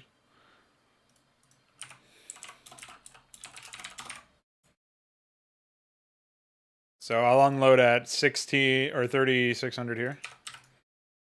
There's definitely no spell cooldown because the 30 frames did not pass there. So yeah, there's nothing that I can see.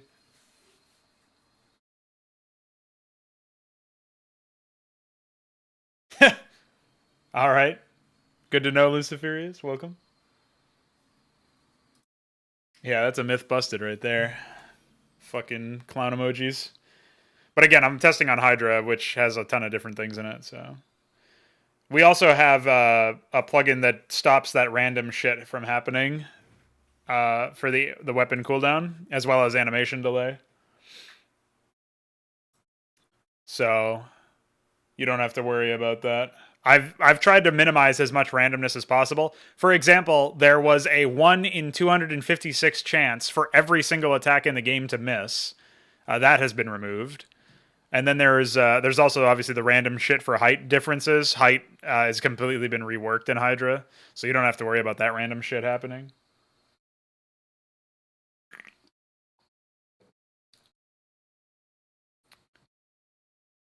Yeah, like Dragoons and Goliaths, Ultralisks, and Broodlings were units that I specifically tried my best to minimize animation delays in and make them a bit snappier. Particularly because I wanted to minimize essentially like stupid busy work where you're fighting against the engine as opposed to actually playing the game. I recognize that some people think of that as like a skill, but for me, I would prefer that every action that a player takes is more so in line with, like, if they've made a bad decision and now they're paying the price for it because they have to like fix their rally points or something, that's different.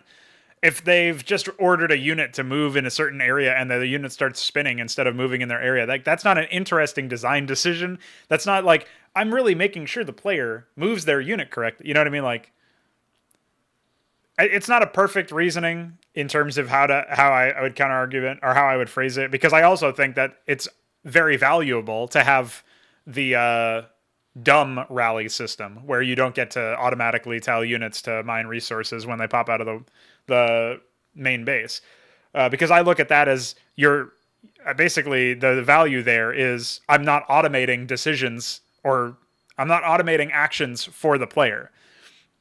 Whereas if you are automating that action, it's taking away from the skill cap in a way that is actually, I think it's meaningful loss. Whereas we're not automating anything for the player by making it so that your units obey your orders correctly. I feel like, that's actually bringing stuff in line with what the unit should have been doing to begin with.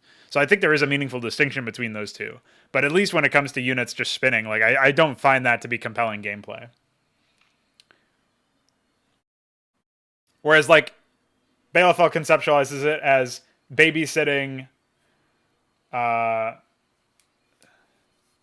unit, right? Like, that's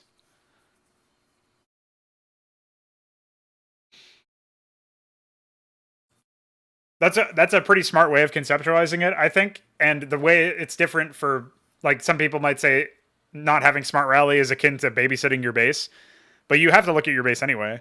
So I don't really think that flies. And it's also, again, the automation thing.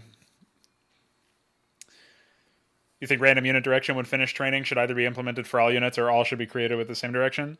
The thing about created, like the random direction, is that Zerg units have to have a specific direction so that when they spawn, they will face the same angle as what their birth animation does, because their birth animation doesn't have multiple frame directions. This would obviously be a simple thing to fix in that sense. If we wanted to, in theory, like if we had access to the art and we could just like render the birth animation in different angles.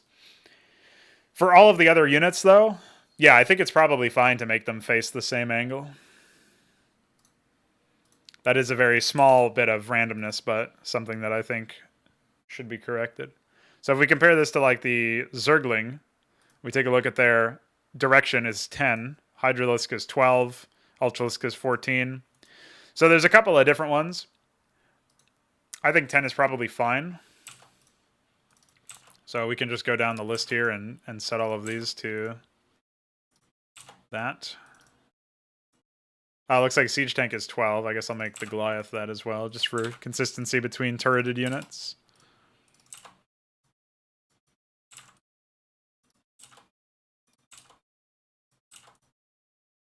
Spider-Man doesn't matter. Nuclear Missile doesn't matter.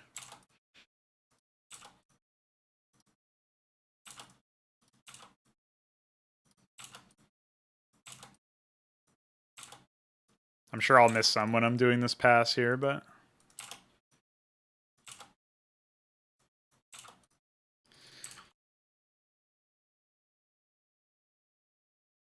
No, your direction is just when you... Literally the direction that the unit faces when it finishes training. So like when a unit pops out of the barracks.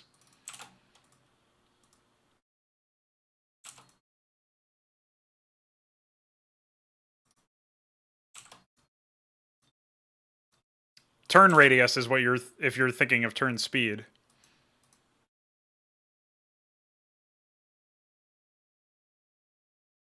Direction 10 just means that the frame selected will reference the frame 10. So like I can do a before and after comparison so that you guys know what I'm talking about.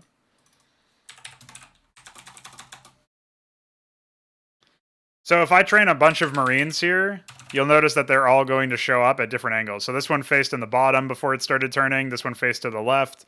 This one faced to the right. This one faced to the right. And that one faced to the right as well. So with the change, it would make them all face to the same direction initially, basically allowing you to have some... Like, it's a very niche case where this would matter at all in terms of gameplay, but the idea is that if the unit starts facing a certain angle, they will have... You'll be able to know what... If this actually matters, you'll be able to know where to position your units so that the Marine has to turn to attack you, which would add a little bit of a delay before they can attack. It's not much, but it's something. And because there's a potential for it to impact gameplay, that's what I'm assuming DF is talking about when he's saying that that should be changed to not be random. And I think that there's some value in that, basically. So...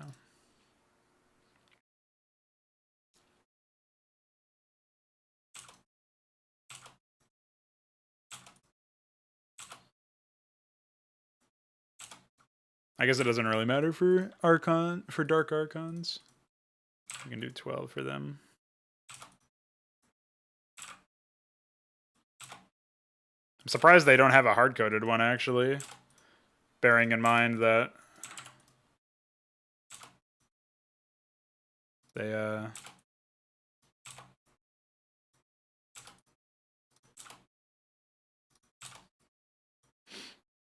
they have a preset like birth animation.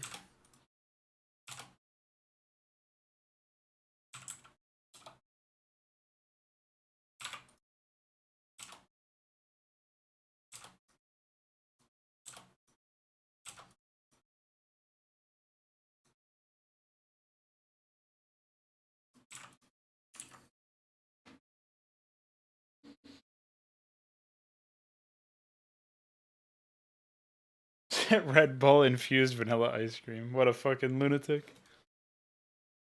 It reminds me of when I heard that some StarCraft campaign maker eats shrimp flavored ice cream because they're allergic to a lot of things. Just so you know.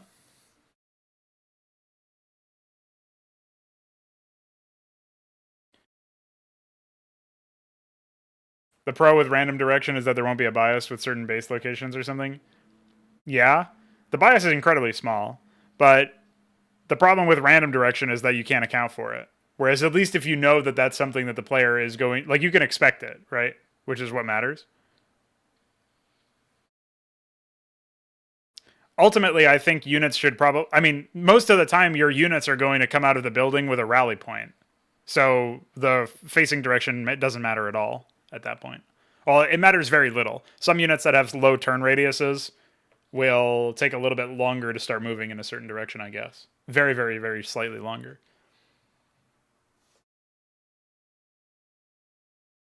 And Zerg don't have to worry about this at all because they always have preset facing directions. So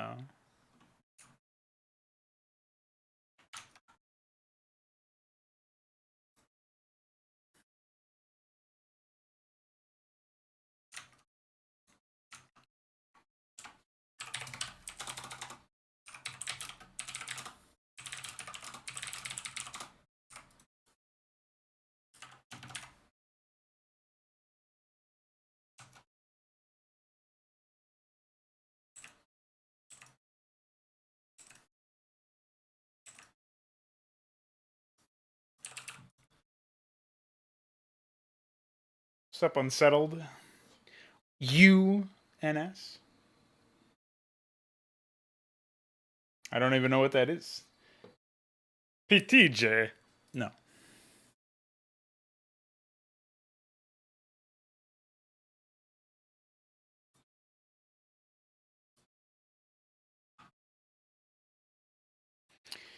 Cannot say that I have.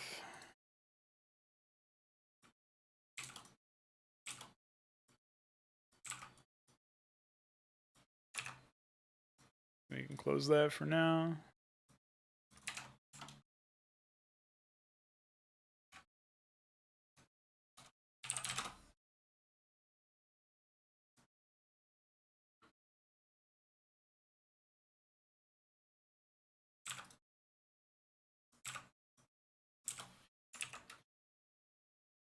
Oh, I think this is the opposite, actually. Yeah. Fix that up.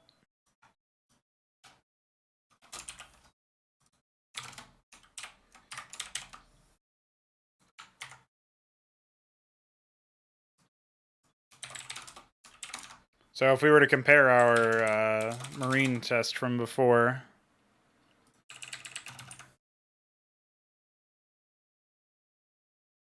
they'll always start in the facing that bottom right-hand corner.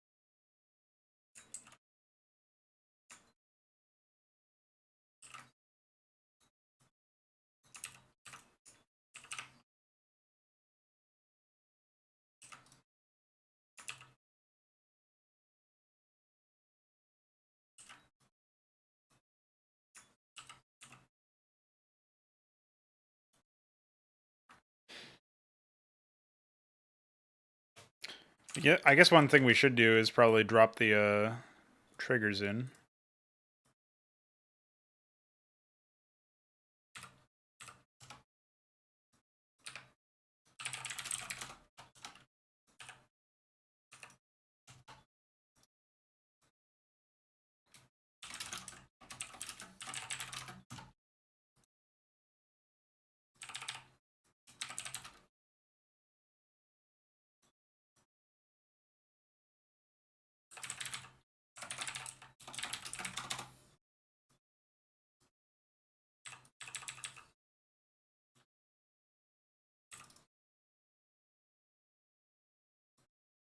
I guess I should make this for...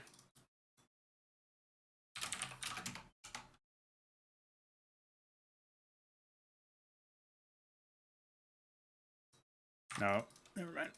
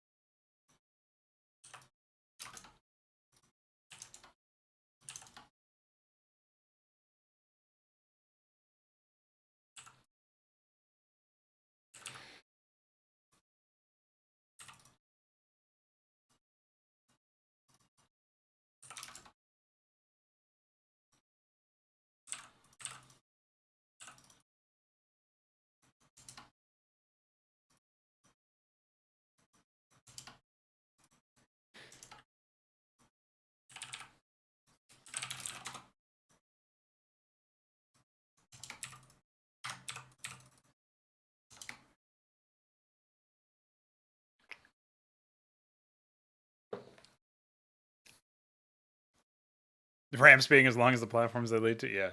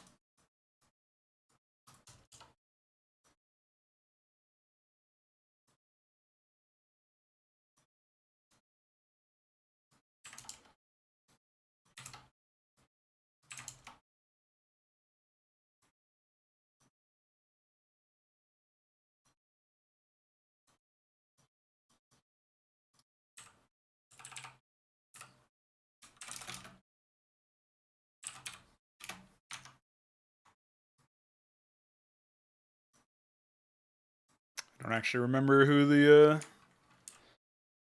Okay.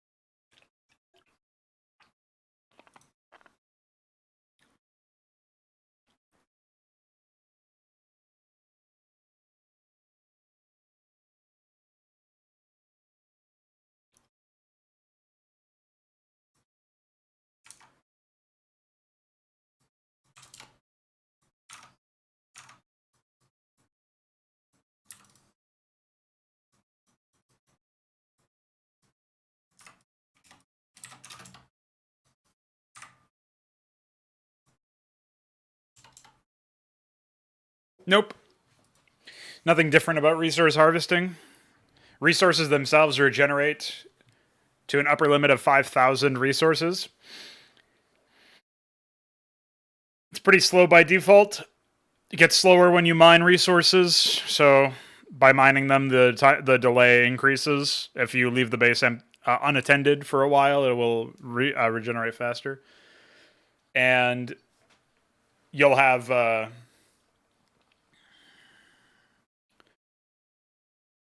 there's some mechanics to increase the resource regeneration rate for all players, for all races rather. There's the pennant, which is a supportive structure for Protoss. There's the quarry, which is an add-on for the command center, and then there's the Ireleth, Othsteleth, and Alazaleth will all provide that same boost, but obviously that's a mobile unit. That might change. The specifics might change for that, but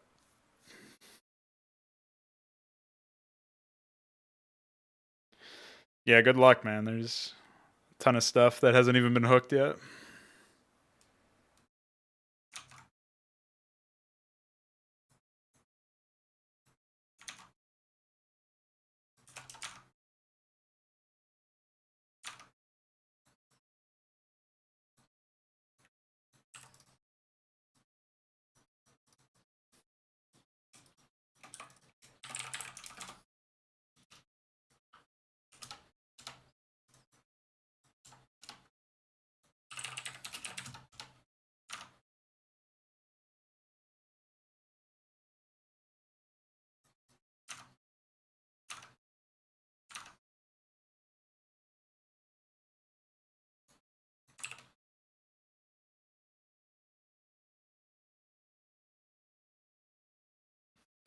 All right, so the triggers are in for the AI to run amok, as it were. I'm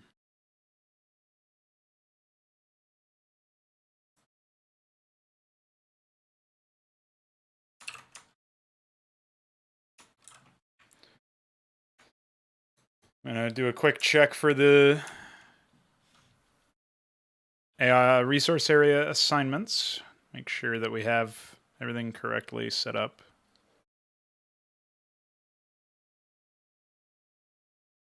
Oh yeah.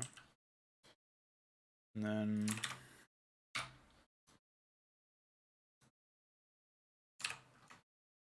deploy that there. I basically just want to make sure that the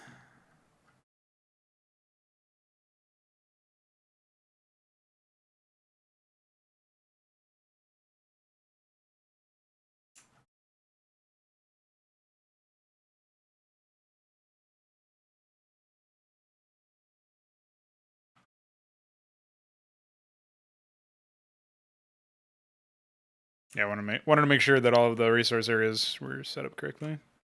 Didn't get fucked. Okay.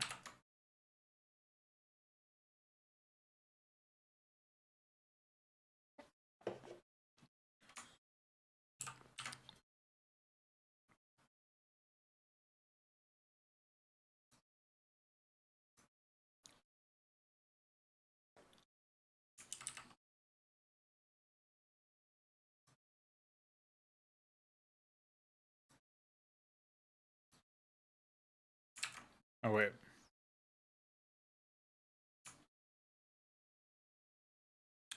What a goofball. Let me come down here.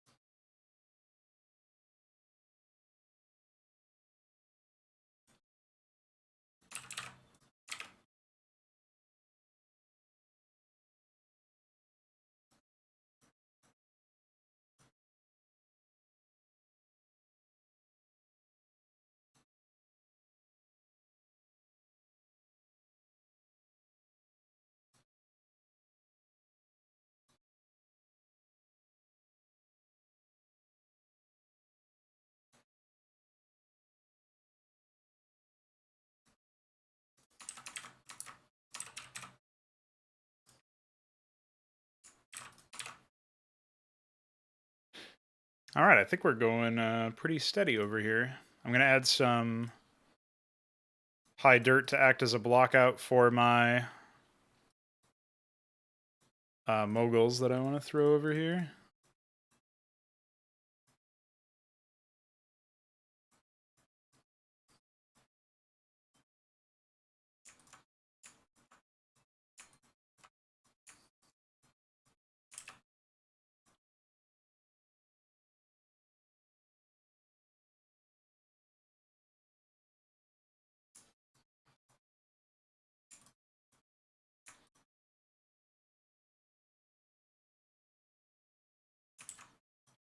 And then I guess I'll quickly copy and paste the...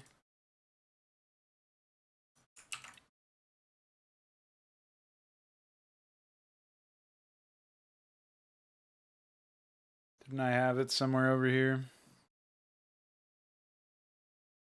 Maybe down here.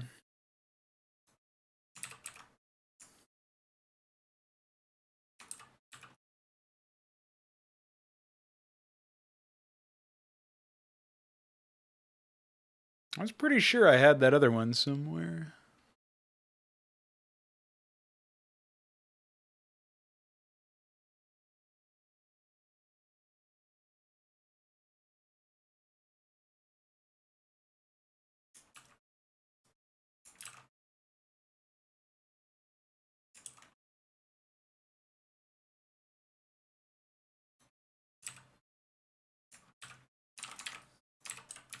I don't know where it went.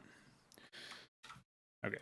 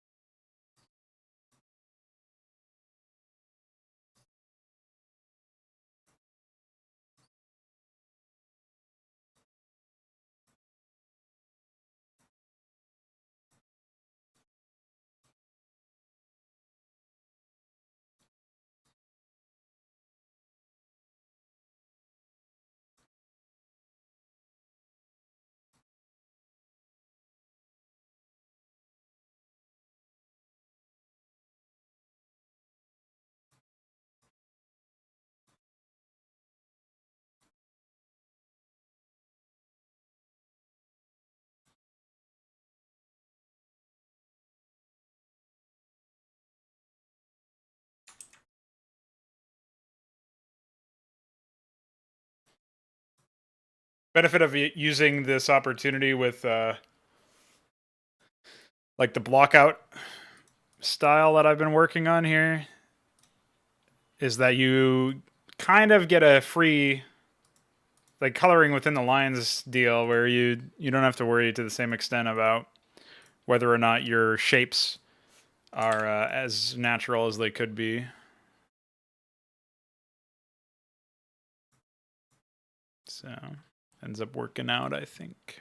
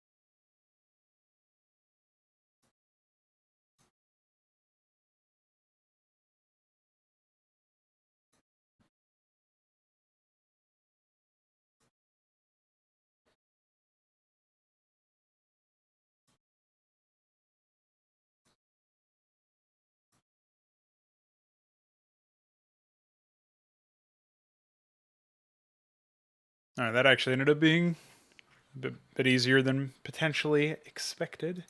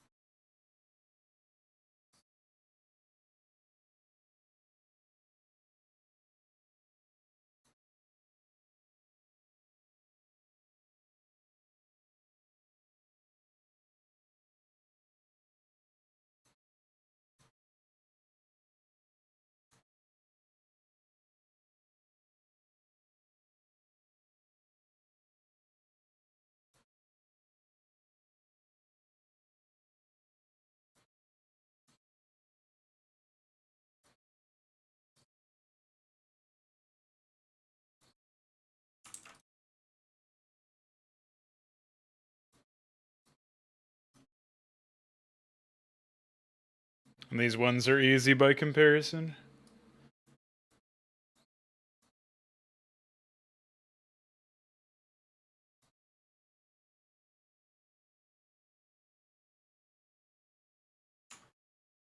All right, and then I just have to use the center tiles.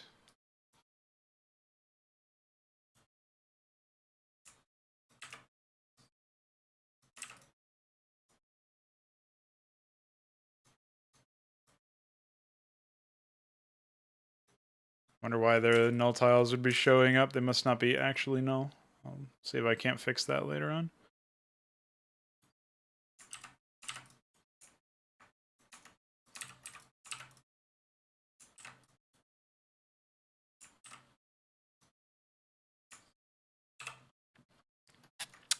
Well, that took a lot longer than it could have taken, than it maybe should have taken.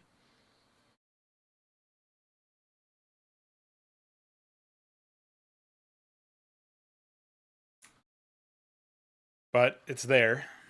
We've done it. And now we can go ahead and add some trees and stuff.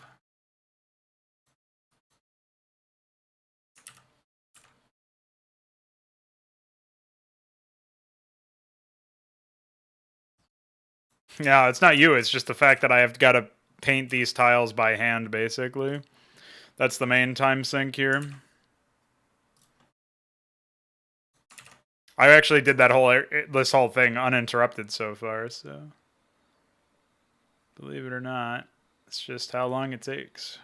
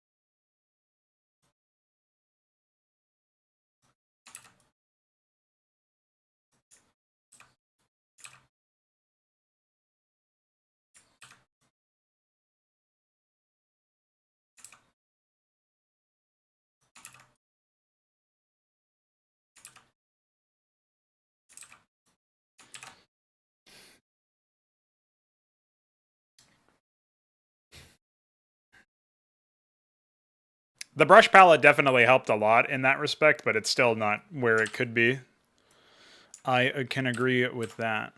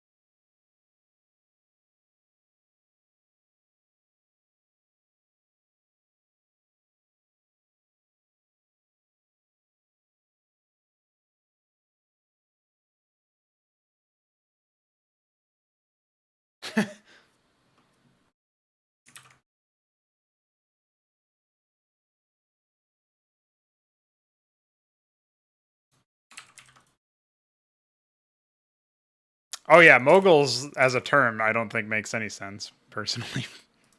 Whatever. That's just the in-game string.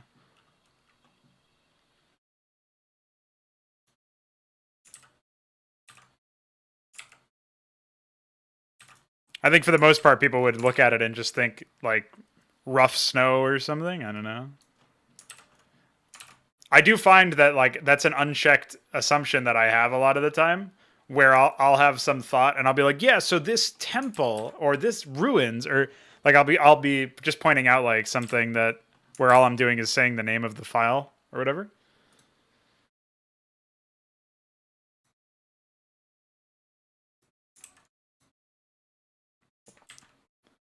But if they're just like a viewer who hasn't opened up the editor ever or recently, you know, they're not going to know what the fuck I'm talking about. So.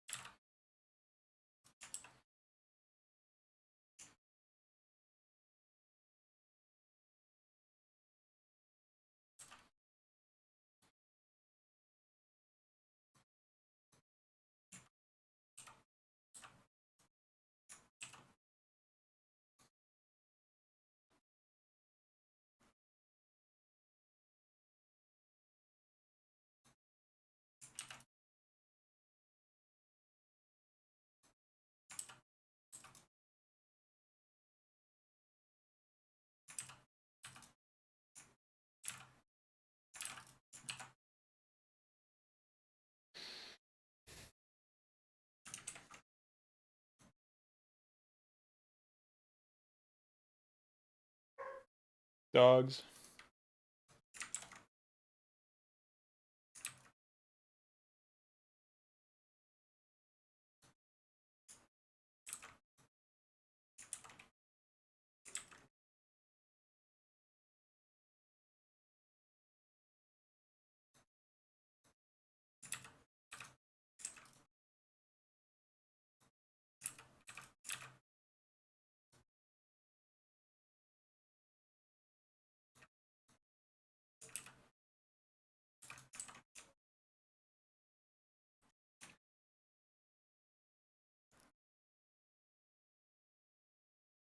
It's weird that we don't have any, what do you call it? Mogul doodads.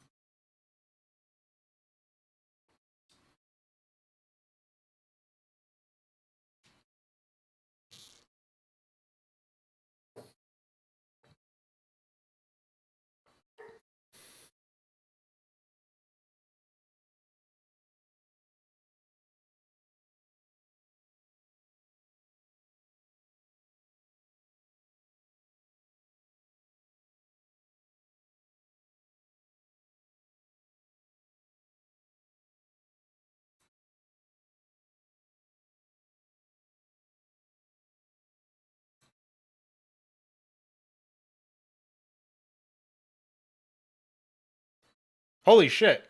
Somehow I have over 200 followers on Twitter already. I didn't notice that.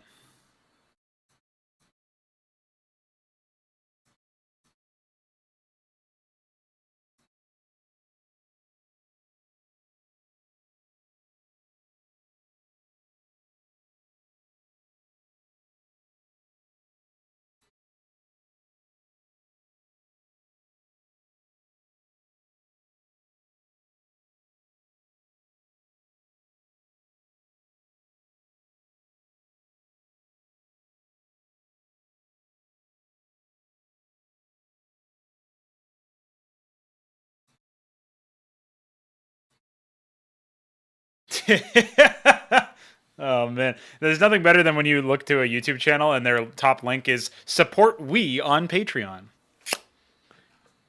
Love that.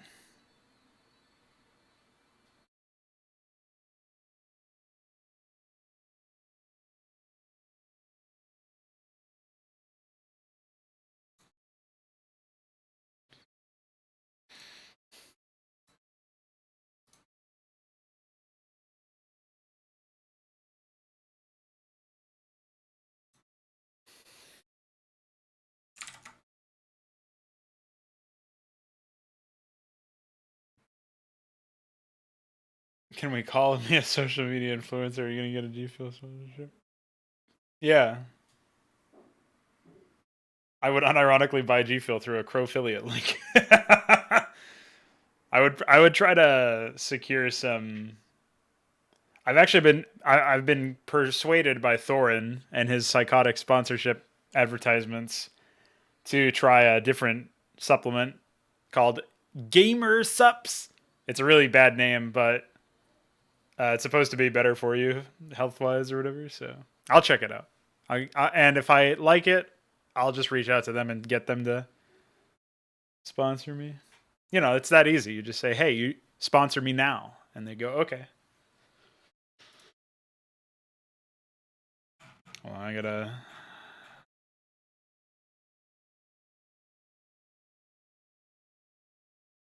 Find some shit here.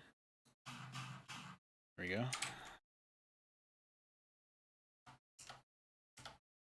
Water.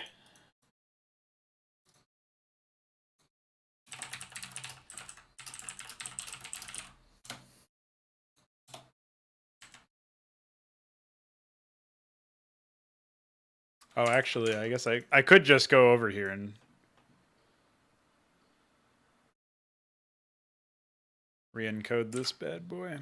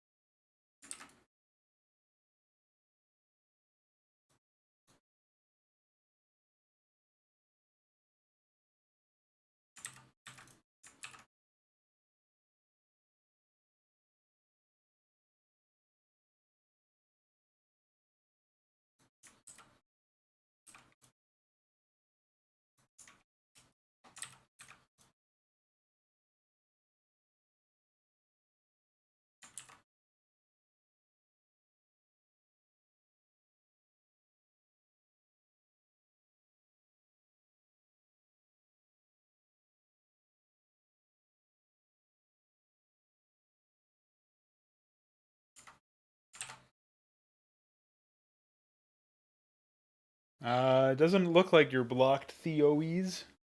I have seen you here before, but I don't recall any reason of blocking you. So, no.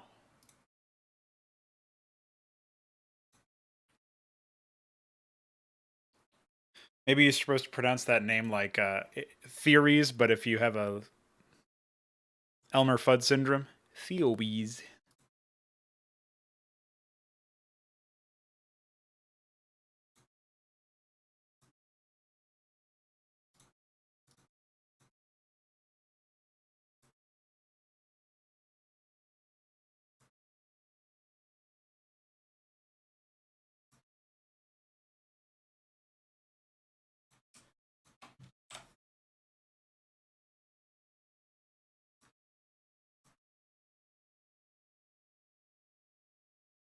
Oh, sometimes YouTube just randomly censors shit. I don't know why. I sure wish it didn't happen, but I don't really have much control over it.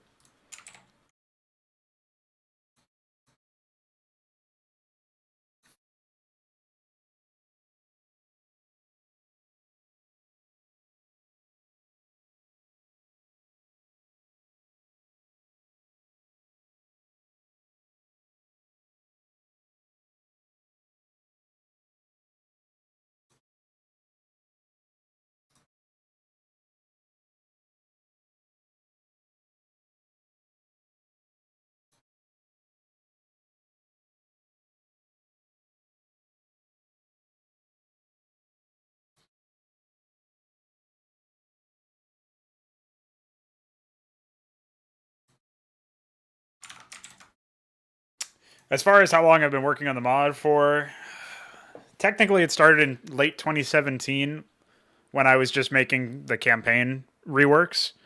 But the tech trees themselves, I think they really came into play maybe mid to late 2018. So I think it's safe to say at least 2 years. The genesis of the project goes back a bit further. Technically, if you want to get super technical, I've had the idea to do what I'm doing since 2012, and I've done a couple of prototyping things, but it's not been super. It's not really related to the like. It doesn't look anything like what we have now, so hard to consider those like a part of the system or whatever.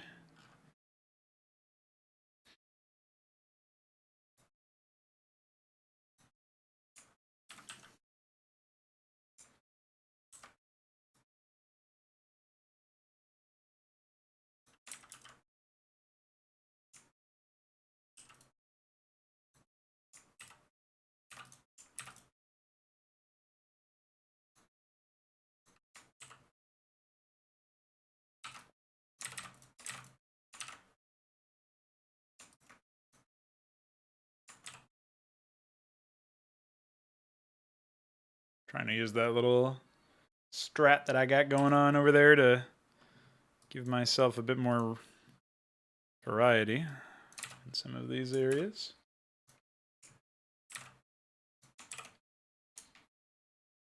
Yeah, I mean, HYDRA itself, this mod, is a bit basically a prototype of a lot of design concepts that I've had that I'm essentially just trying to. I kind of would have likened it. So, like, if you know anything about essentially the reason to write fan fiction, and this is going to sound like a weird comparison, but it'll cycle back. The main idea is that you don't have to worry about world building, about setting up all of like the original setting of the story or whatever. You can take existing things that we're all familiar with, and you can tell your own stories with those tools. And I kind of think modding is similar. You're not really building an engine from scratch. I mean, very few people build an engine from scratch anyway.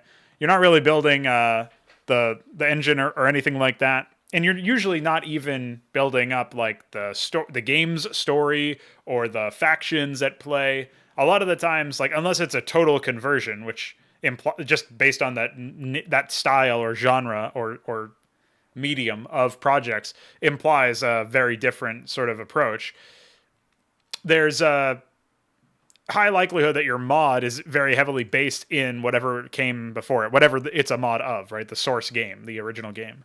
So I'm essentially using this as a jumping pad, a launch pad for a testing ground for some of my ideas and to see if I can really like what I can learn from them basically. It's like some ideas may never work in an RTS context, but maybe some of the ideas that I have maybe they don't work perfectly in a mod for Brood War in the context of that kind of project, but they might work better if I reintegrate the mechanics they're interacting with and create a better system for my own game in the future. And so, yeah, in the future, I will be putting together a new engine. I mean, we've already been working on a new engine. It's just that it's obviously something that's a bit more of a side project in its current state. And we are also, that's just going to be a long road anyway. And once that engine is taken care of, we can work on our own game. But I've got a ton of concepts that essentially until we have our own engine for the games that we want to make, we're not going to be able to really use StarCraft as a testing ground for that, just because it would be so arduous to actually implement a lot of those ideas. So yeah, Dota was like a corruption of the original Warcraft 3 formula, though. I mean, corruption I use a little bit weird. It's a weird term to use there, I guess, but it clearly wasn't trying to be an RTS, right? In a way, it was very much a simplification of the game state. Whereas Hydra is actually going the opposite way and making things more complex, but not more convoluted, is my sticking point there. So I actually want to make an even more hardcore game than Brood War. But I want it to be hardcore for the right reasons, if that makes sense. So, like the user interface limitations, like having a selection limit, I want to remove that, but I still want the game to mandate a huge amount of skill, and essentially, I want the player to be able to push themselves to their limits without being restricted by user interface, essentially disallowing them from shining as brightly as they could, right? So the reason why we haven't just done that in Brood War, besides technical restrictions, is that if we remove the selection limit from Brood War, then melee units become a lot more powerful, and any units that you don't have to micro very well become significantly more powerful. So you think of like Zerglings or Zealots, they're both melee units. They're both units that you don't really have to micro that much in order for them to get decent combat effectiveness or cost effectiveness. And that's a case where like the fact that the selection limit exists is actually a balancing lever. It's a component of the game that balances certain units or certain races or certain strategies out. And it's one of the reasons why, for example, Zerg in particular are very difficult to play. But because I'm targeting a much larger scale, I don't think selection limits make any sense. I don't think not being able to select more than one building fits my vision of the RTS gameplay that I want to go after. And I mean, it's the same deal for like units that are really bad with their pathfinding, and they'll essentially have issues navigating some tight choke points, ramps, that sort of thing.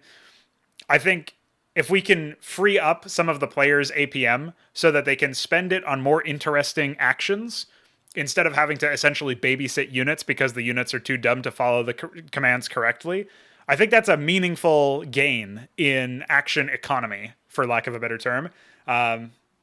So stuff like that, you know. So even though in theory I'm making changes to the game state and to the mechanics, or I want to make changes to these mechanics that will improve or potentially in some cases you might be compelled to say that they reduce the skill floor, so essentially players have an easier time starting to play.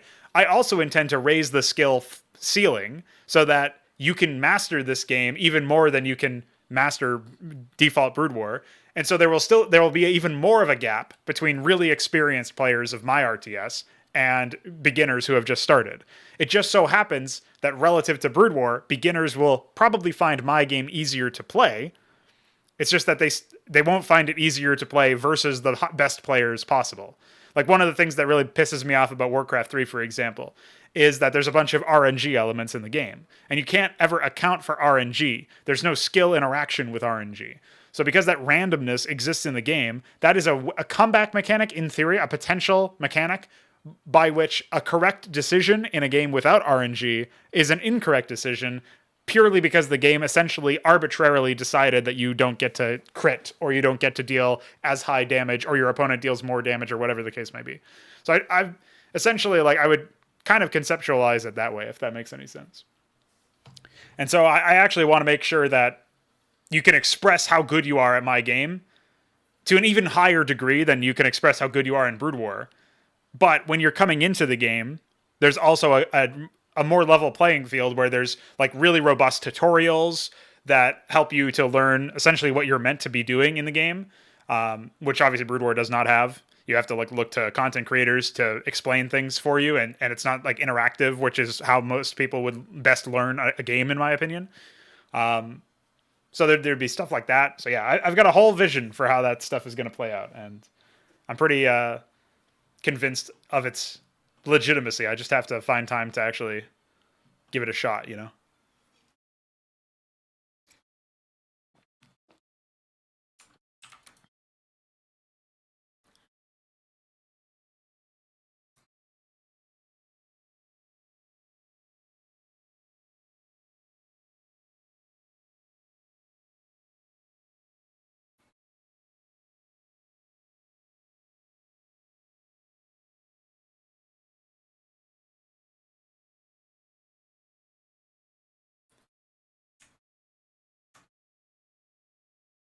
Well, I don't have grand plans for the genre overall. I think, like, I've seen a lot of people say that the RTS genre is dead or on life support or whatever. And I don't really care about numbers of players. I think it's great if RTS ends up being successful as a genre. I would love to see stuff like that happen more frequently. But I also don't hold any illusions that, essentially some guy on the internet is going to be capable of like providing complete overhaul of the genre, right? Like, obviously, I'll have help. I won't just be one guy on the internet, but I'm not planning on like reinventing the entire genre. It's more so like maybe that will happen, and if so, that'll be really cool. I guess I would definitely enjoy that sort of interaction, but I don't view it as like a mandate. However, I do think that there's some things that hold the RTS genre back that I have ideas to solve, that I have potential solutions for. And that's stuff like the new player problem. New players have a really hard time onboarding. Even if they want to get into StarCraft Brood War, they have a really hard time actually getting into StarCraft Brood War.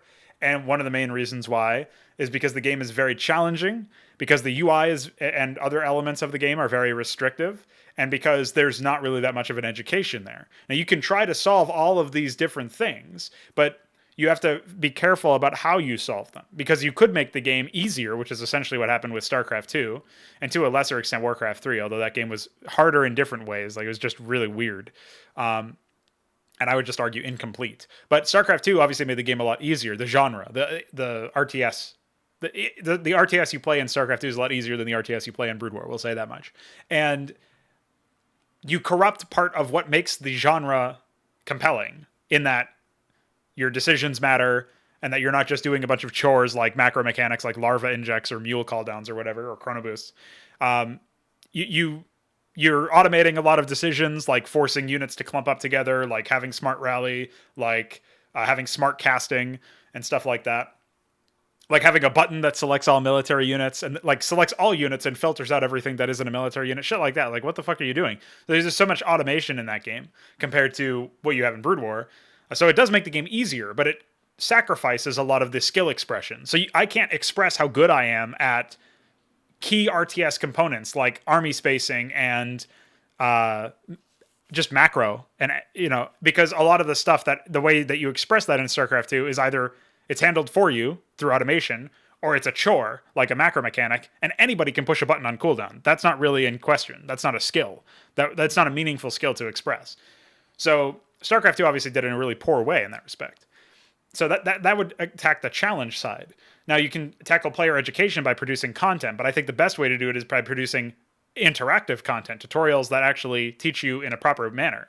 I've heard good things about Age of Empires 2, but I haven't played that game yet, so I don't actually know. The latest version of it apparently has some really robust tutorials. Might be a good learning point for me when I go to design my own, but I already have ideas for that. Like, your first tutorial will be essentially a story-based mission, in theory, and you can skip all the story shit if you don't want it, but the idea would be that you would have a guy who would talk to you, and he would be like this grizzled army veteran commander, and you'd go down with him, and think of it as like a Terran equivalent. So there's like a Terran race, and you're playing as the Terran race, and the Terran race is designed to be as easy to understand intuitively as possible, where a lot of their units do exactly what you might think just by looking at them. They're humans, and it's human-based technology, so it's easy to understand on that intuitive level where you can relate to them because you're a human. So there's that element there. You're playing as the same race as your ally. Your ally is a veteran commander. You watch him set up his base and start doing stuff, and essentially you're encouraged to try to do the same thing that he does. Like, through the dialogue, he would say something to the effect of, "Now I'm going to show you how it's done. You're just going to watch and learn. Set up your base and join me on the front lines when you got an army," or something. And he'll give you some small direction here and there, but it won't be hand-holding in the same way. It'll just be that you can watch him set up a base. You can watch him expand. You can watch him tech up. You can watch him build an army. You see what he's doing, and you can replicate it yourself right there in the same moment. Like, you can just look and see he's building a barracks. I can build a barracks. So, like, he's using an SCV to build a barracks. That must mean that the barracks button is on the SCV. Like, there's a lot of intuition here that's at play. Then you take a step away from that and you think, how else can I make sure that the player is challenged and engaged in that sense? So the premise or conceit of the map is that you're sort of following along with this guy while he's doing essentially a 1v1 against another Terran player. So we have an enemy that's using the same race as you and your ally. So there's not any information overload here because we're not throwing you up in a free-for-all against like multiple races or whatever. So you see the 3 Terran players. One of them's your ally, one of them's you, one of them's your enemy. And your ally and your enemy are fighting each other. And if you do nothing, eventually your ally dies, your enemy wins, and in theory would threaten you and theoretically potentially kill you as well. And so that's like a very organic way to show, to set up a mission where if you essentially AFK or you're just very, very slow, you're not going to be able to support your ally and drive back the enemy and eventually claim victory. But your ally provides a huge cushion in this 1v1 scenario and also provides a lot of education for you. So that's an example of a tutorial that I've had a concept for a while. And I think a mission like that, a setup like that, would definitely help to onboard players in a way that we just don't get the opportunity to pretty much ever in any other RTS. So I've heard that something similar like this happens in Age of Empires 2, but again, I haven't played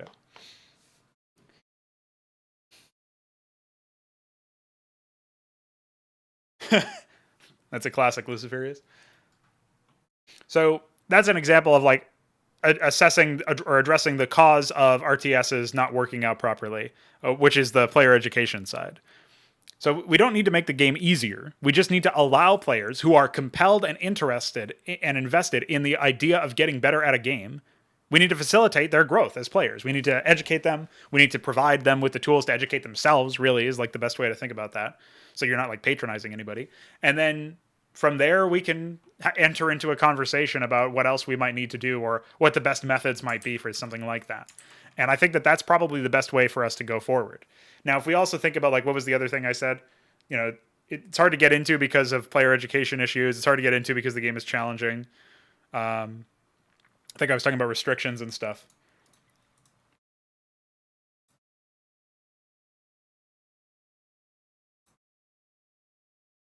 But yeah, I think that in general, when you allow players to learn how to play the game,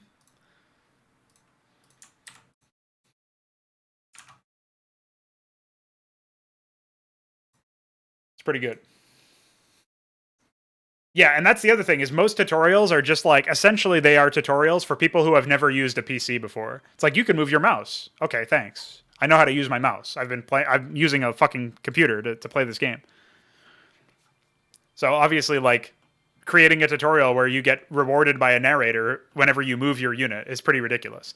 Now, maybe we would look into including a tutorial like that, or not quite so patronizing, but something in that vein, where it's like a very, very bare bones introduction to how to use units, like how to the user interface, basically. But I actually have come up with a better solution to that anyway. Because there's certain user interface quirks that might not be apparent, like clicking on the portrait to center your camera onto the unit, or like things about control groups or whatever. And other things like more detailed verbose tooltips for like when you mouse over the move command, then maybe it'll say like, you can press M to, like M is the hotkey to then left click, but maybe it'll say there, like when you mouse over the move command, it might say use right click on terrain or the minimap in order to quickly order this command, issue this order.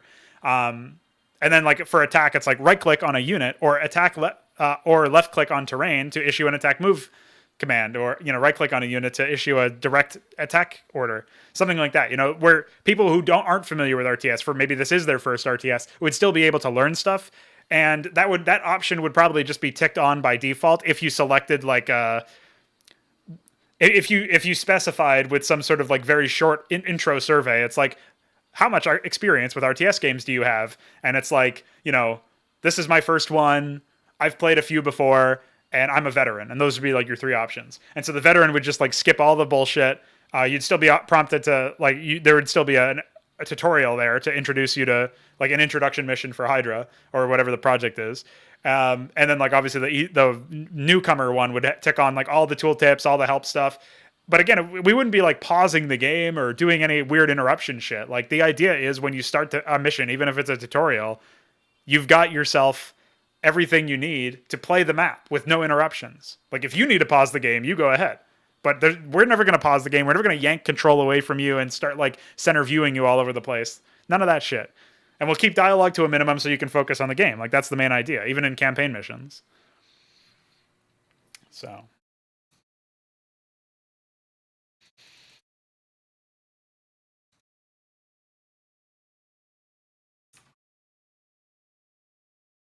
Anyway, I forget what I was doing. I was doing some detailing.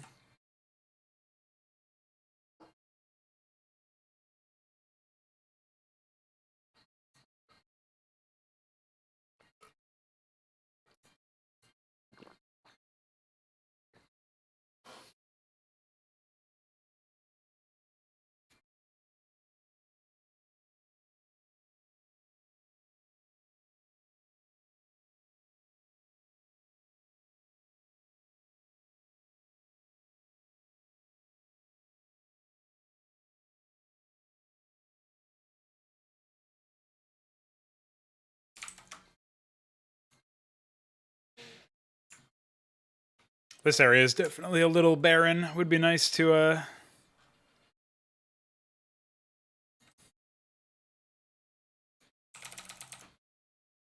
a bit more going on here.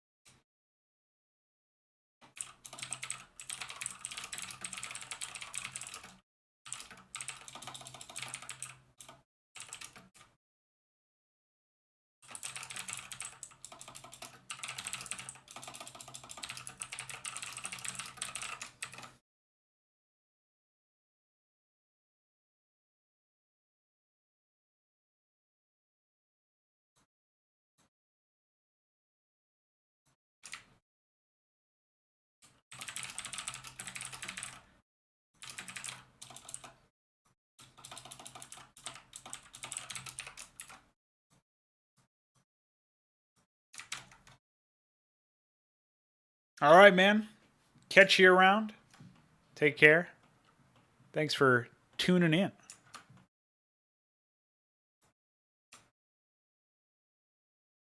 Always nice to rant about my vision. So thanks for giving me an excuse.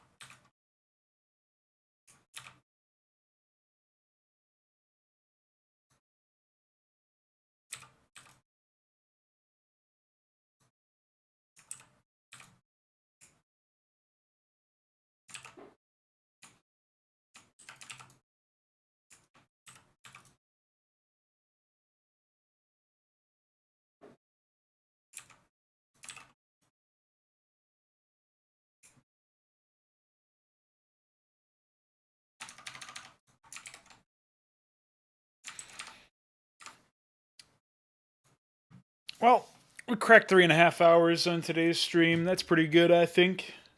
And I gotta head out for another bathroom break, and I don't really think I'll be here for very long afterwards. So I think we'll close it there. I'm very much looking forward to putting the finishing touches on this map, and I think we got pretty close today. So we'll see where we go a little bit later on.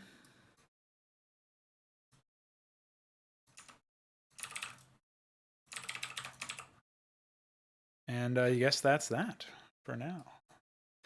Ta-ta toodaloo, and thanks for hanging out, everybody. I'll be sure to update you when my next stream is up. And yeah, catch you guys later. People are aware of the extended low platform ramp tiles. Yes, I put it in the patch notes. I can remind Bailithal that they exist because he's the only one who uses low platform ramps, to my knowledge. I think it's in Delta platform. So I'll post a reminder in Mark Time Strategy later on. Toodaloo, see you later, frauds. Bye.